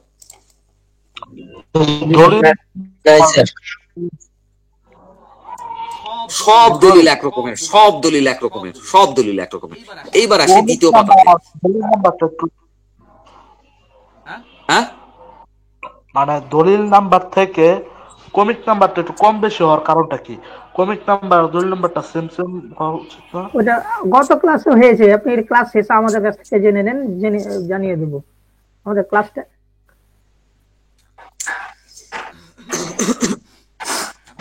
বিষয় হলো কি, এক কথা বারবার রিপিট করতে গেলে মানে আমি মানে মেন বিষয়টাতে আসতে পারবো না, কারণ আপনাদের একটু মেন বিষয়গুলো একটু ফোকাস করার দরকার, একটু বোঝার চেষ্টা করুন প্লিজ, কারণ এটা নিয়ে আমি গত ক্লাসে বহু আলোচনা করছি। আপনি বলেন তো, আপনি আপনার জীবন দশায় আমি দলিল নিয়ে যে এত এত কথা বলছি, এত আপনি কার কাছ থেকে শুনছেন? জি না স্যার, শুনিনি। কোন উকিলও এত কথা বলবে না, হয়তোবা উনি আমার থেকে অনেক বেশি জানে, আমার তো জানার জ্ঞানের স্বল্পতা অনেক কম, আমি ছোট মানুষ তো, এটাই স্বাভাবিক। কিন্তু এত কথা কিন্তু কেউ বলবে না, এভাবে কেউ আপনারে বুঝাবে না, এবং আমারেও কিন্তু এভাবে কেউ বুঝায় নাই, কিন্তু আমি যেভাবে বুঝাইতেছি এভাবে বুঝাই নাই আমারে। তো আমাকে একটু একটু সামনে আগানোর একটু সুযোগ দেন কাইন্ডলি। জি স্যার। আচ্ছা, এখানে হচ্ছে হলো আপনার হচ্ছে হলো এখানে একটা স্ট্যাম্পের একটা সিরিয়াল নাম্বার দিয়ে দিছে। যখন আপনি স্ট্যাম্প ক্রয় করবেন তখন স্ট্যাম্পের সিরিয়াল নাম্বার, স্ট্যাম্পের মূল্য এবং যে তারিখে স্ট্যাম্পটা কিনছি, যে মানুষটা স্ট্যাম্প কিনছে তার নাম দেওয়া আছে। এটা যখন স্ট্যাম্প ক্রয় করবেন ভেন্ডারের কাছ থেকে, তখন এগুলো ইয়ে করবে। এগুলো আপনার বোঝার কিছু না, এগুলা কিছুই নাই, এগুলো আপনারা বুঝে নিন। এগুলা নিয়ে এত বেশি কথা বললে সময় অনেক নষ্ট হবে। এবার যেটা মূল গুরুত্বপূর্ণ বিষয়, দাতা। এই দলিলে কিন্তু দাতা হচ্ছে হলো 2 জন। এটা বলেন তো কোন আঙ্গুলে টিপসই, এটা বলতে পারবেন? জি স্যার, বাম হাতের বৃদ্ধাঙ্গুলে, বাম হাতের বৃদ্ধাঙ্গুলে, বাম হাতের বৃদ্ধাঙ্গুলির কিন্তু স্বাক্ষর। এখানে যেহেতু দাতা 2 জন, প্রথমে ওই রেজিস্টার বই একটা টিপসই মারছে, এখানে একটা টিপসই মারছে, মেরে রেজিস্টার বইয়ের যত নম্বর সিরিয়ালে টিপসইটা আছে, এই সিরিয়াল নাম্বারটা হচ্ছে 2025। সন্দেহ আছে নাকি? জি না স্যার। পরিষ্কার। আর জি হচ্ছে স্যার। এখানে এখানে হচ্ছে দাতার স্বাক্ষর, নিচে একটা স্বাক্ষর করে দিছে। জি, অনুরূপভাবে দলিল সম্পাদনের দ্বিতীয় জন্য। দাতা, হ্যাঁ কি বলছি এই দলিল সম্পাদনের শেষের এগুলো দিতে হয়, তাই বলছি। এটা এটা হচ্ছে দ্বিতীয় দাতা হচ্ছে বাম বৃদ্ধাঙ্গুলি হচ্ছে টিপসই, আর হচ্ছে ওই রেজিস্টার বইয়ে যত নম্বর সিরিয়ালে টিপসইটা মারছে ওই সিরিয়াল নাম্বার হচ্ছে 2026, এটা 2025, এটা হচ্ছে 2026, এখানে দাতা স্বাক্ষর করছে। আচ্ছা, এবার হচ্ছে এখানে হচ্ছে দাতা, এখানে দাতার আবার একটা স্বাক্ষর নিল, মানে যে 1 নম্বর দাতা তার আবার একটা স্বাক্ষর নিল। এখানে কি জানো একটা, আমি এটা পড়ার বহু চেষ্টা করছি, এই ব্লু কালার দিয়ে, লাল কালারের লেখা বুঝতেছি, কিন্তু এই সিল মারাটা সিলে কি জানো লেখা আছে, এটা ইয়ে করতে পারতেছি। তবে আমি এইটুকু বুঝতে পারতেছি এগুলো দাতার নাম লেখা আছে, দাতার নাম, দুটা দাতার নাম লিখছে, এর পিতাকে, স্বামীকে, তারপরে জেলা, উপজেলা, জেলা, এলা কি জানো লেখা আছে। যাই হোক, এটা দাতার তথ্যগুলো এখানে ইনক্লুড করা হয়েছে। আর এখানে ইনক্লুড করা হয়েছে যে হচ্ছে শনাক্তকারী। হ্যাঁ, শনাক্তকারী মানে কি? সাক্ষী স্যার, সাক্ষী। সাক্ষী। আচ্ছা, যে ব্যক্তিকে শনাক্ত করে আর কি, যে উনি যে অমুক সই করলো, এটা দলিল লেখক। শনাক্তকারী। গুড। শনাক্তকারী শনাক্তকারী আর সাক্ষী সম্পূর্ণ ডিফারেন্ট জিনিস। এটা দলিল লেখক। শনাক্তকারীর কাজ হচ্ছে আমার কথা শুনেন, শনাক্তকারীর কাজ হচ্ছে যে এই দুটা দলিলের দাতার নাম হচ্ছে শহীদুল ইসলাম, আর দুটা দাতা, এক দাতার নাম শহীদুল ইসলাম আর এক দাতার নাম হচ্ছে মিসেস নাসরিন সুলতানা। এখন এই শনাক্তকারী বলতেছে যে হ্যাঁ, এরাই হচ্ছে শহীদুল ইসলাম, এরাই নাসরিন, এরাই স্বাক্ষর দিছে এই জায়গাতে। মানে এদের অ্যাড্রেসটা ঠিক আছে। হ্যাঁ, এদের অ্যাড্রেসটা ঠিক আছে, এ সাক্ষ্য দিতেছে যে না, এরা ঠিক লোকে এটা দিছে। আমি দেখছি নি, এর নামে যে সাক্ষ্য দিছে তার নামে শহীদুল, তার নামে হচ্ছে নাসরিন সুলতানা। এদের ভালোভাবে চেনে আর কি শনাক্তকারী। দলিলের ভিতরে কি আছে না আছে ওটা শনাক্তকারীর এখতিয়ারের দিন নয়, ওটা এখতিয়ারের বাইরে, ওটা সাক্ষীর ব্যাপার, ওটা শনাক্তকারীর বিষয় নয়। শনাক্তকারী কি বলেন? যারা বিক্রি করে এদের মধ্যে থেকে কারো রিলেটিভ দিয়ে যদি শনাক্তকারী দেওয়া হয় তাহলে একটু ভালো হয় স্যার। রিলেটিভ হইতে পারে, আবার গ্রামের মধ্যে হইতে পারে, অপরিচিত লোক হইলেও সমস্যা নাই, এটা অত বড় ফ্যাক্ট না। তো সাক্ষীর ক্ষেত্রে একটু রিলেটিভের মধ্যে দিলে, শনাক্তকারীও ঠিক আছে, এটাও ভালো বলছেন। শনাক্তকারী বা সাক্ষী যদি তাদের রিলেটিভস বা পাশের জমির মালিক যদি হয়, এটা খুবই ভালো হয়, দলিলটা খুব স্ট্রং হয়, কেউ পরবর্তীতে ঝামেলা করতে পারে না। ঠিক আছে। আর এখানে এটা কি জানো একটা মাঝখানে সিল মারা আছে, সিলের উপরে শনাক্তকারীর নাম, ঠিকানা কি জানো লেখা আছে, আর নিচে সাব রেজিস্ট্রারের স্বাক্ষর। কিছু বোঝা গেল? কিছুই বুঝাইতে পারি না। শনাক্তকারী মৃত্যু ঘটলে কি অবস্থা হবে জানতে চাই। আচ্ছা শোনেন, আমি একটা কথা বলি, শনাক্তকারী বেঁচে থাকুক বা মারা যাক, শনাক্তকারী মানুষ হোক আর ছাগল হোক, একটু খারাপ শব্দ ব্যবহার করলাম, শনাক্তকারী কোনো ভূমিকা পালন করে না, এটা আইন অনুযায়ী একটা শনাক্তকারী রাখতে হয়, তাই রাখতে হয়। সবচেয়ে বড় ডকুমেন্ট হচ্ছে দলিল। এখানে দাতা টিপসই দিয়ে গেছে, অস্বীকার করলে হবে, আমি স্বাক্ষর দিন, অস্বীকার করলে হবে। এই টিপসইয়ের সাথে যদি মিলে যায়, এই রেজিস্টার বই টিপসই যদি মিলে যায়, তখন অস্বীকার করার উপায় আছে? আপনার হাত থেকে অসুবিধা একজন টিপসই নিয়ে যাবে, ভোটার আইডি কার্ডের সাথে মিলান যাবে স্যার, ভোটার আইডি কার্ডের সাথেও মিলবে, এখানে অনিয়ম করার কোনো সুযোগ নেই স্যার। স্বাক্ষর জাল করা যায়, টিপসই জাল করার কোনো সুযোগ নাই, কোনো সুযোগ নেই। এখন শনাক্তকারী থাকুক বা না থাকুক, কিংবা শনাক্তকারী মানুষ হোক বা অন্য কোনো প্রাণী হোক, কোনো যায় আসে না, এটা জাস্ট একটা নিয়ম, ফর্মালিটিস। দাতাও তো মারা যায়, এটা তো অবান্তর। দলিল স্যার, শনাক্তকারী দলিল হওয়া পর্যন্ত স্যার তার দরকার ম্যাজিস্ট্রেট যে জিজ্ঞেস করে শনাক্তকারীরও যে ওনারা কি এই লোক কিনা স্যার জিজ্ঞেস করে। Right, alright. রেজিস্টার স্বাক্ষর করার পরে শনাক্তকারীর আর কোনো কাজ নাই। আচ্ছা, আমরা শনাক্তকারী নিয়ে আরো আলোচনা করবো, এখন আমার আল্লাহর রাস্তায় আটকায় না। আরেকটা বিষয় বলতে ভুলে গেছি, আপনার যতগুলো স্ট্যাম্প পেপার হবে সবগুলো স্ট্যাম্প পেপারে কিন্তু দাতা কিন্তু স্বাক্ষর করবে, রাইট? সব স্ট্যাম্প পেপার দেখেন, এখানে দাতা স্বাক্ষর করছে, এখানে একটা স্বাক্ষর করছে, এখানে একটা স্বাক্ষর করছে। দেখেন এখানে যে এরকম একটা হিজিবিজি, এই হিজিবিজির ভিতরে দেখেন দাতা কিন্তু একটা স্বাক্ষর করছে। ঠিক আছে? জি স্যার। আর আরেকটা কথা আপনাদের বলি, এটা আমি প্রতিটা দলিল বিষয়ে যখন আমি কথা বলি তখনই বলি, একটা মার্জিত ও শিক্ষিত মানুষের বৈশিষ্ট্য হচ্ছিল একটা স্বাক্ষর করে নিচে স্বাক্ষরের ডেটটা লেখা। এবং আপনি আজকের পর থেকে যেখানেই স্বাক্ষর করেন, কিংবা আপনার বাজারের লিস্টের উপর আপনি স্বাক্ষর করেন, করে নিচে একটা সুন্দর করে তারিখটা লিখে দিবেন। ঠিক আছে? এটা কিন্তু একটা, আপনি এই ভদ্রতা বলেন বা নিয়ম বলেন বা যেটাই বলেন, এটা কিন্তু ভালো, বেটার। ঠিক আছে? একজন সরকারি কর্মকর্তা দেখবেন যেখানে যেখানে স্বাক্ষর করবে, যেমন দেখেন সাব রেজিস্ট্রার দেখেন স্বাক্ষর করে নিজে তারিখ দিয়ে দিচ্ছে, অথচ আপনি স্বাক্ষর করতেছেন দেখেন এই যেখানে আপনি স্বাক্ষর করছেন দেখেন আপনার স্বাক্ষর নিজে কোনো তারিখ নেই। সুন্দর একটা আলোচনা। ঠিক আছে, আমরা সব সময়ের জন্য যেখানে আমরা স্বাক্ষর করি নিচে আমরা একটা তারিখ দিয়ে রাখবো, যাতে পরবর্তীতে কেউ যেন ক্লেম না করতে পারে তুমি এটা অমুক তারিখে স্বাক্ষর দিছো। তো আপনার এই তারিখও কিন্তু এমন একটা উপকারে আসবে, তো যেখানেই স্বাক্ষর করবেন আজকের পর থেকে আমরা ওখানে স্বাক্ষরের নিচে নিচে সুন্দর করে একটা তারিখটা লিখে দেবো। ঠিক আছে, আচ্ছা এবারে তিন নম্বর যেটা আসতেছে, 3 নম্বর দলিলের টপিক হচ্ছে হলো এখানে যে হচ্ছে হলো আপনার হচ্ছে হলো জমি ক্রয় করবে আর কি, গ্রহিতার নাম ধাম হাবি যাবে অনেক কিছু আছে, এই দেখেন নাম, পিতার নাম, মাতার নাম, জন্ম, ধর্ম, পেশা, জাতীয়তা, জাতীয় পরিচয়পত্র নাম্বার, এই গ্রাম, রোড, ঠিকানা, জেলা, এগুলা দেখে নিন, এগুলা নিয়ে বলার কিছু নাই। মেন কথা হলো কি গ্রহিতা সম্পর্কে ইন ডিটেলস এখানে দেওয়া আছে।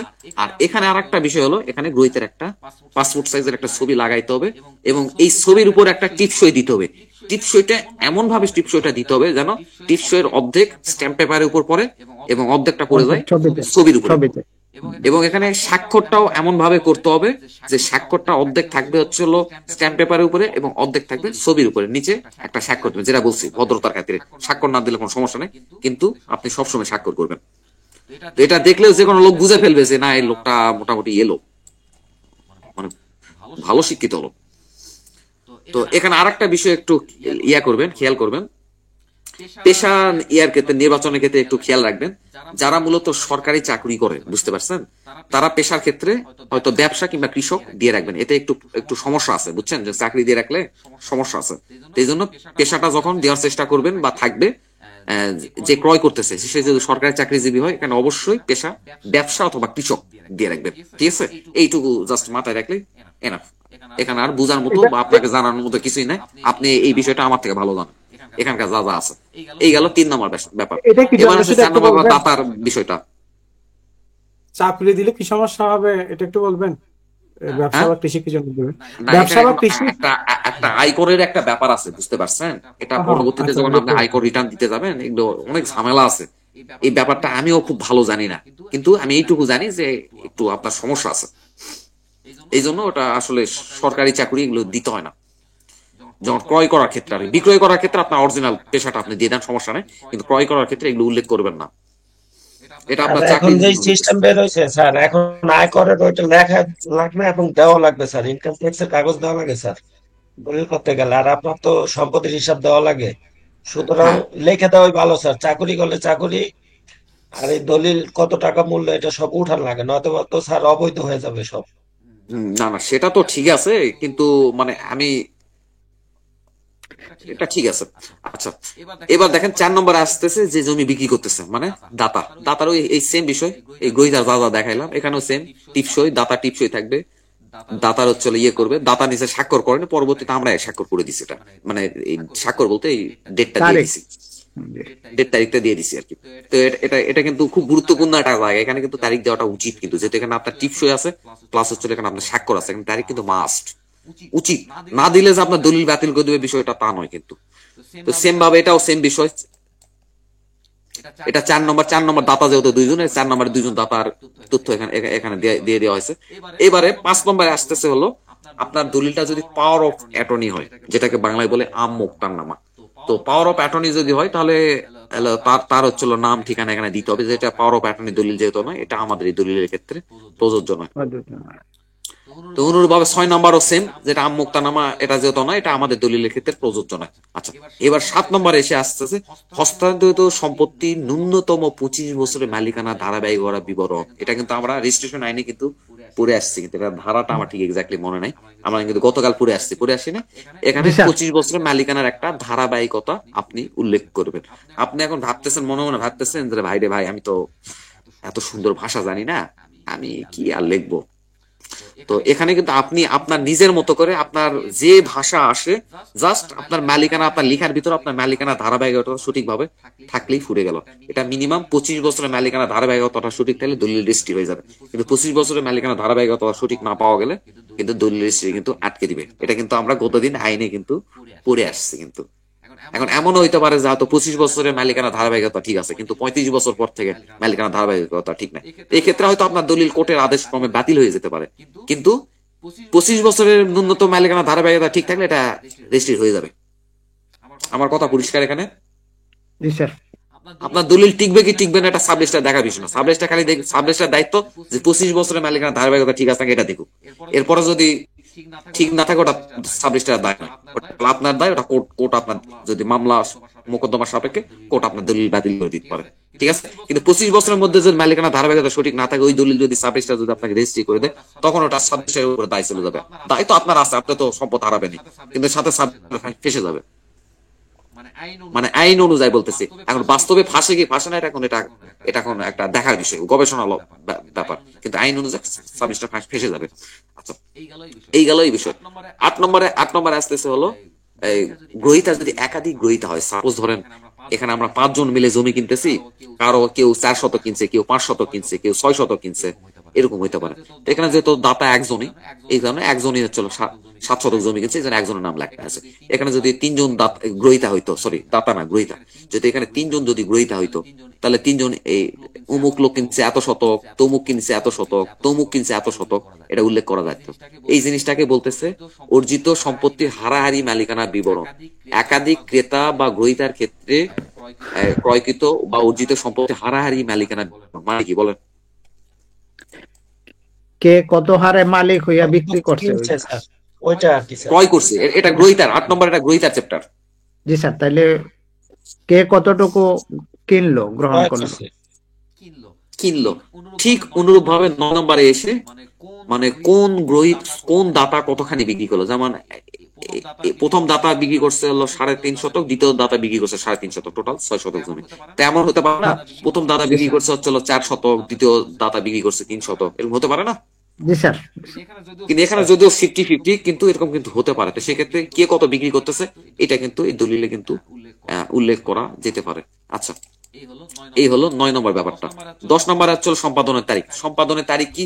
দলিলের তারিখ। এটা আপনি আমরা বুঝান স্যার। এটা হলো ওই যে দলিল দাতা যারা, ওনারা যেদিন ওই দলিলে স্বাক্ষর করছে স্যার, এটা হলো সম্পাদনের তারিখ। আর রেজিস্ট্রেশনের তারিখ হবে যেটা রেজিস্ট্রার সাহেব মানে যেদিন এটা করছে, সই করছে, ওইটা হলো স্যার রেজিস্ট্রেশনের তারিখ স্যার। রাইট। যেদিন দলিলে সম্পাদনকারী স্বাক্ষর করলো, দলিলে হচ্ছে দাতা স্বাক্ষর করলো, ওই দিনই দলিল সম্পাদন হয়ে গেছে। স্বাক্ষর করার দিনটাকে বলে সম্পাদনের তারিখ, দলিল প্রস্তুতের দিনটাকে সম্পাদনের তারিখ বলে না। জি জি।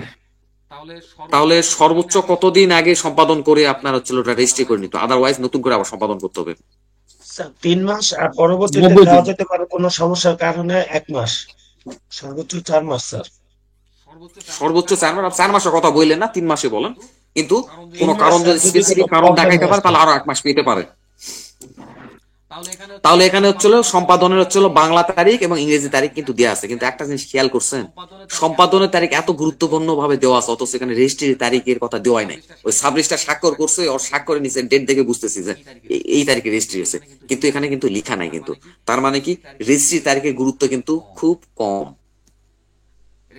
এটা কি বুঝছেন? জি স্যার। তো সম্পাদনের তারিখের গুরুত্বটা যতটা বেশি, রেজিস্ট্রির তারিখের গুরুত্বটা কিন্তু অতটা বেশি নয়, ঠিক আছে? কম বলি নাই, রেজিস্ট্রির অবশ্যই গুরুত্ব আছে, কিন্তু মানে সম্পাদনের তারিখের গুরুত্বটা বেশি আর কি। আচ্ছা, এইবার হচ্ছে সম্পত্তির তফসিল। তো সম্পত্তির তফসিলটা মানে, তফসিল মানে কি?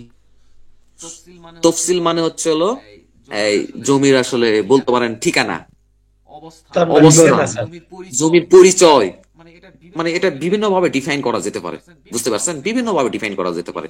এই জন্য আমরা যখন, আমি তো আমার দলিলে তো এই ডিজিটাল পদ্ধতিতে দলিল হয়েছে, মানে কম্পিউটার টাইপ করা দলিল, এখানে তো খুব ভালোভাবে বোঝা যাইতেছে। কিন্তু আপনি যখন একটু এই গিজিমিজি দলিল যখন পড়তে যাবেন, তখন আপনি বেকুব হয়ে যাবেন। কারে অস্ত্রমন্ডল দেখাইলো কি সুন্দর ঝকঝকা, আর এই দলিল আসে দেখে গিজিমিজি কিছু বুঝি না। তখন ওই ঘিজিমিজি দলিলের ভিতরে আপনি খুঁজবেন সম্পত্তির তফসিল শব্দটা কোথায় আছে, আপনি আন্দাজ করে খুঁজবেন, বেশ কিছুক্ষণ খুঁজতে খুঁজতে আপনি অবশ্যই পাবেন। এমন কোনো দলিল নাই যেখানে তফসিল শব্দটা নাই, আপনি ওখানে অবশ্যই তফসিল শব্দটা পাবেন। যেখানে তফসিল শব্দটা দেখবেন বুঝবেন ওখানে জমির খতিয়ান নাম্বার, দলিল নাম্বার, দাগ নাম্বার, আদার্স যা যা ইনফরমেশন আছে ওই জমিটা চিনতে, সেই ইনফরমেশনটা তফসিল নামে এই শব্দের আশেপাশেই আছে। আপনি দলিল যেটা পড়তে পারতেছেন না, আপনি ওই হিজিবিজি দলিলের ভিতর তফসিল কোনটা হতে পারে আন্দাজ করে করে করে করে করে খুঁজবেন, একসময় তফসিল শব্দ অবশ্যই পেয়ে যাবেন।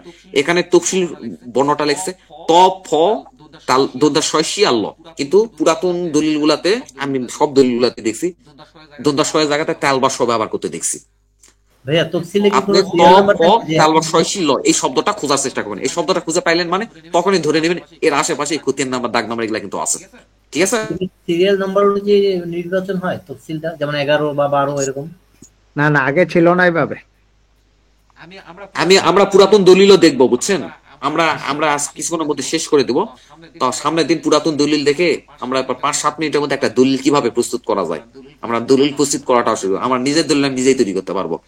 খালি আমার এই দলিল লেখকের ইয়াটা নাই, সনদ নাই, এই কারণে আমি এটা দাখিল করতে পারবো না। ঠিক আছে, তো তফসিলে কি আছে? তফসিলে আমার আর নতুন করে বলার কিছু নাই। জেলা, ওই জমিটা কোন জেলায় অবস্থিত, কোন থানায় অবস্থিত, কোন ইউনিয়নের ভিতরে অবস্থিত, কোন গ্রামের ভিতরে অবস্থিত, কোন ভূমি অফিসের ভিতরে অবস্থিত।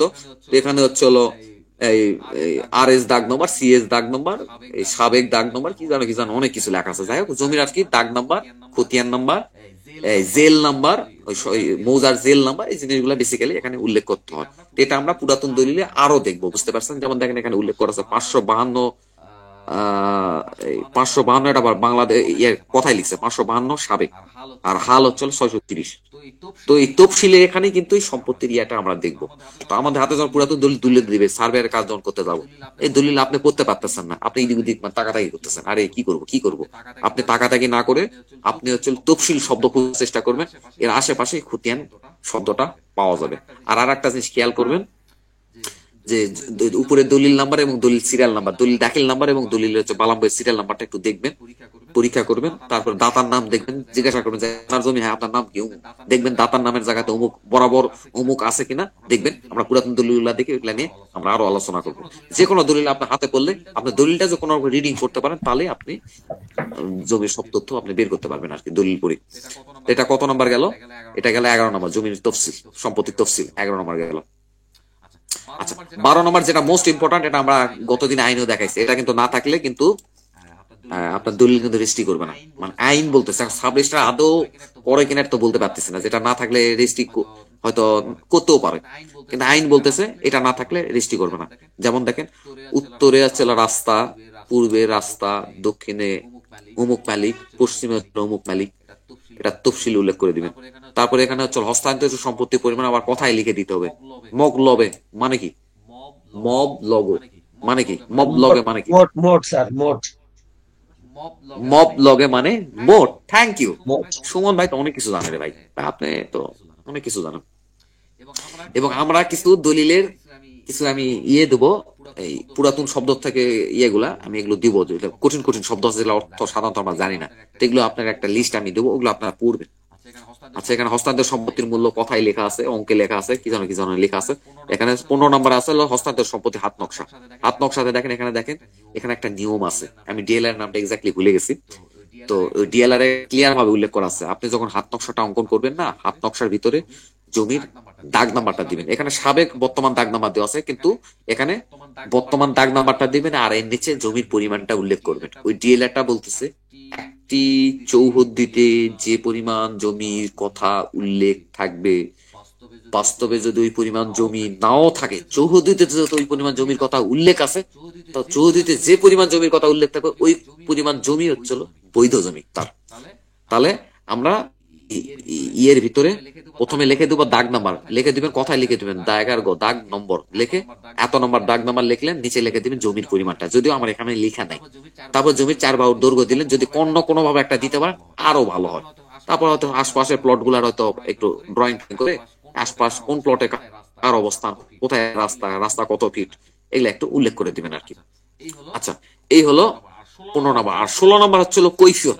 সাপোজ ধরেন আপনি দলিলটা প্রস্তুত করার পর দেখা গেল যে হলো আপনি দলিল একটা ভুল করে ফেলছেন, তো এখানে আপনি লিখে দিবেন আমি অমুক জায়গাতে অমুক কথা ভুল লিখছি, অমুক কথার জায়গাতে অমুক কথা হবে। এই দলিলে যেহেতু কোনো ভুল নেই, নাম্বার এখানে আমরা একটা ক্রস চিহ্ন দিয়ে দিছি। স্যার অমুক পেজের অত নাম্বার লাইনে স্যার এরকম স্যার। হ্যাঁ, এখন এই জায়গাতে যদি ভুল থাকে আপনি এই জায়গাতে ক্লিয়ার ভাবে উল্লেখ থাকতে হবে। আপনি লাইনের কথাও বলতে পারেন, কিংবা আপনি হচ্ছে হলো অমুক পাতার কথা বলতে পারেন, বা কত নম্বর ইয়াতে কোথায় ভুল আছে, এটা জাস্ট ডিটেইলে এক্সপ্লেইন করতে হবে এখানে। তখন এটা বুঝে নেবে যে ও হো আচ্ছা আচ্ছা দলিল লিখতে গিয়ে ভুল করছে, আচ্ছা এখানে আবার উল্লেখও করছে, তখন বুঝে ফেলবে। বুঝছেন? এটা হচ্ছে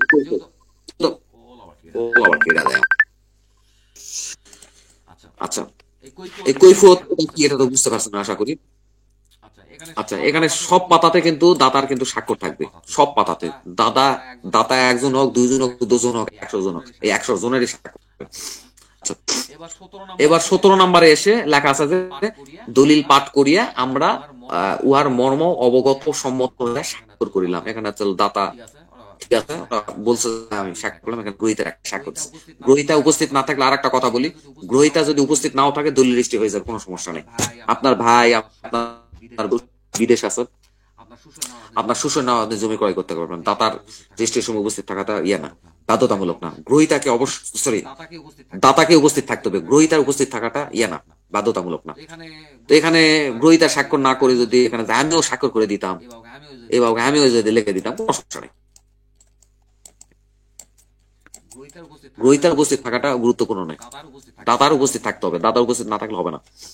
আচ্ছা, এই হলো বিষয়। আচ্ছা, এবার 18 নম্বরে এসে হচ্ছিল সাক্ষী। সাক্ষী হচ্ছিল মিনিমাম 2টা সাক্ষী দেবেন, সর্বোচ্চ যতগুলা খুশি, 100 জন, 500 জন, 1000 জন সাক্ষী লাগান আপনি, কিন্তু সর্বনিম্ন 2 জন সাক্ষীর কথা এখানে আপনি উল্লেখ করবেন। আর এখানে আরেকটা ভুল আছে, এখানে সাক্ষীদের জাতীয় পরিচয় পত্রের নাম্বারটাও লিখে নেবেন, যদিও এগুলাতে নাই, কিন্তু সাক্ষীর জাতীয় পরিচয় পত্রের নাম্বার লিখে দিবেন, ঠিক আছে? 2 জন সাক্ষী হলে এনাফ। আপনার তো 2 জন সাক্ষী হলে যদি এনাফ হয়, আপনার 500 জন লোকের তো ডেকে নিয়ে আসার দরকার নাই। লোকগুলার খিলাইতেও তো একটা পকেটের পয়সার বিষয় আছে। তো আপনার 2টা সাক্ষী হলে হবে। এখানে সাক্ষীর স্বাক্ষর ও তারিখ, এই যে সাক্ষী স্বাক্ষর দিছে, তারিখ দিছে, তারপরে উপরে আরেকজন সাক্ষী স্বাক্ষর দিছে, তারিখ দিছে। আচ্ছা, এটা কত নম্বর গেল? 17, 18 নম্বর গেছে। এবার 19 নম্বর এসে শনাক্তকারী। ওই যে শনাক্তকারীর কথা বলা হলো, যেখানে আসল লোক এখানে রেজিস্ট্রি দিচ্ছে কিনা, এটা হচ্ছিল যাচাই করার জন্য এই শনাক্তকারীর বিষয়টা, বুঝতে পারছেন? তো বিশেষ করে সাব রেজিস্ট্রার কিন্তু এই শনাক্তকারীকে কিন্তু করে যে এটা কি অমুক লোক। আবার অনেক সময় বেশি তাড়াহুড়া থাকলে এই প্রশ্নও করে না, বুঝতে পারছেন? শনাক্তকারী কাজ হচ্ছে এটা এটা শহীদুল নামে এই লোকটা এই স্বাক্ষর করতেছে না অন্য লোক স্বাক্ষর করতেছে, শনাক্তকারী বলতেছে যে হ্যাঁ এই শহীদুল এই লোকই স্বাক্ষর করতেছে, এটা অন্য কোনো লোক আসে স্বাক্ষর করে না। তো পরবর্তীতে যদি এটা যদি কোনো কারণে ফল্ট হয় যে না শহীদুল নয়, এটা অন্য লোক শহীদুল সে এসে স্বাক্ষর করছে, তাহলে শনাক্তকারীকে ধরা যাবে যে বেটা তুমি না বললা এটা না শহীদুল নামে লোকটাই স্বাক্ষর করছে, এটা আরেকজন স্বাক্ষর করছে। মানে এটা জাস্ট একটা জবাব দিতে আওতায় আনার জন্য এই শনাক্তকারী বিষয়টা, এটা আহামরি গুরুত্বপূর্ণ কিছু নয়, ঠিক আছে? এখানে শনাক্তকারী স্বাক্ষর করছে, এখানে ইয়ে করছে, শনাক্তকারী এই নাম, বাপের নাম, মাতার নাম, গ্রাম, ঠিকানা, কি জানো মেলা কিছু লিখছিলাম, দেখেন আমি দলিল দিয়ে দেবো না। তবে 20 নম্বরে দেওয়া আছে হচ্ছিল আপনার হলফনামা। হলফনামা সহ 11টা ফর্দে লিখিত। দলিলটা কয়টা ফর্দে টোটাল লিখিত? তো হলফনামা তো এক্সট্রা, এই দলিল টোটাল 10টা ফর্দে লিখিত, আর পাশে একটা হলফনামা আছে, ঠিক আছে? আর আমরা যেটা আমি দলিলটা রেজিস্ট্রি করছি তখন হলফনামা কিন্তু 200 টাকার ছিল, তো আমরা 100 টাকা হচ্ছিল হলফনামার একটা ইয়ে লাগাইছি, স্ট্যাম্প লাগাইছে, নন জুডিশিয়াল স্ট্যাম্প লাগাইছে, 100 টাকা পিওডারের মধ্যে জমা দিছে। তো আপনি পিওডারের মাধ্যমে কিন্তু দিতে পারেন। আচ্ছা, 20 নম্বরে এটা যাই হোক কত ফর্দে এটা লিখে দিলেন। তারপরে 20 নম্বর হচ্ছিল দলিল লেখকের নাম, মানে মুসাবিদাকারীর নাম। এখানে যেটা মোস্ট গুরুত্বপূর্ণ, এখানে দলিল লেখকের একটা ইয়ে লাগবে, জাতীয় পরিচয় পত্র নাম্বার দিবেন, দলিল লেখকের সনদ নাম্বার, মোস্ট ইম্পর্টেন্ট দলিল লেখকের একটা স্বাক্ষর লাগবে। আচ্ছা, এখানে দলিল লেখকের স্বাক্ষর দেওয়া আছে। আচ্ছা, এখানে দলিল লেখকের পূর্ণ ঠিকানা, এগুলা আসলে দলিল লেখকই দিয়ে নিবে, ওটা আপনার অত গুরুত্বপূর্ণ বিষয় না। আচ্ছা, এবার 21 নম্বর এসে হলফনামা। এই হলফনামাতে তো বললাম হলফনামাতে কি কি লেখা আছে, এই যেখানে পড়লেই বুঝতে পারবেন এই হলফনামা। আমি এই মর্মে হলফনামা প্রদান করতেছি যে আমি হস্তান্তরিত সম্পত্তির নিরঙ্কুশ মালিক। এখানে যাই হোক কোনো ভুল ভাবে লিপিবদ্ধ হইয়া থাকিলে তার জন্য আমি বা আমরা দায়ী থাকিব। আমার বিরুদ্ধে দেওয়ানি মামলা করা যাইবে হস্তান্তরিত সম্পত্তির সম্পর্কে কোনো ভুল বা বিভ্রান্ত তথ্য প্রদান করিয়া থাকিলে নিজ খরচায় ক্ষতিপূরণ সহ নতুন দলিল প্রস্তুত করিতে বাধ্য থাকিবে। এটা নিজে স্বাক্ষর করছে। এখানে সবার শেষ এটাই হচ্ছিল দলিলের সবার লাস্ট পৃষ্ঠা। এই পাতাতে নিচে একটা শনাক্তকারীর একটা স্বাক্ষর লাগবে, আর নিচে 22 নম্বর সাবরেজিস্ট্রারের একটা স্বাক্ষর থাকবে এখানে। ঠিক আছে, এই হলো দলিল। আমরা আগামী দিন, আজকে তো আর হবে না, সামনের দিন খুব দ্রুত গতিতে আমরা পুরাতন কিছু দলিল দেখবো। ভাইয়া আমার একটা বাইরে যখন কাজ করতে যাবেন, কথা শেষ হোক। আপনারা যখন বাইরে কাজ করতে যাবেন তখন তো আমার মতো এরকম ঝকঝকা দলিল পাবেন না, আধুনিক দলিল গুলা পাবেন না। আপনার হাতে দুনিয়ার পুরাতন দলিল আসবে, আর আপনার মনের ইচ্ছা মতো আমার মনে মনে গালি দিবেন যে বেটা আমার দেখাইছে কি, বেটা আমার এগুলা দেখাইছে, আমার হাতে আসতেছে এই ধরনের দলিল। তো এই দলিল গুলা যদি আমরা অক্ষর একবারেও না বুঝতে পারি, ওগুলা পড়ারও কৌশল আছে, বুঝতে না পারলেও পড়ার কৌশল আছে। কিভাবে তথ্যগুলো বের করবেন আমরা এই কৌশলটা দেখানোর জন্য আমরা নেক্সট ক্লাসে এই দলিলের এই পুরাতন দলিল গুলার উপরে আমরা একটা করার পর আমরা দলিল প্রস্তুত শুরু করে দেবো। আমাদের দলিল প্রস্তুত করতে অনলি আপনি যদি করেন 10-12 মিনিট সময় লাগবে। আর আপনাদের যেহেতু দলিল প্রস্তুত করা দেখাবো, তো আমার না হলো হয়তো 25 মিনিট বা আধা ঘন্টা বা 1.5 ঘন্টা, আধা ঘন্টা বা 1.5 ঘন্টা সময় আমার লাগতে পারে। এই হলো বিষয়। আচ্ছা, এখন আপনারা এক এক করে প্রশ্ন করতে পারেন। হ্যাঁ ভাই, আমি আমার প্রশ্নটা একটু নেবেন? আচ্ছা, আমি তাহলে আমার রেকর্ডটা বন্ধ করে দিই। হ্যাঁ, আমার রেকর্ডটা চলতেছে, আমি রেকর্ডটা বন্ধ। আসসালামু আলাইকুম।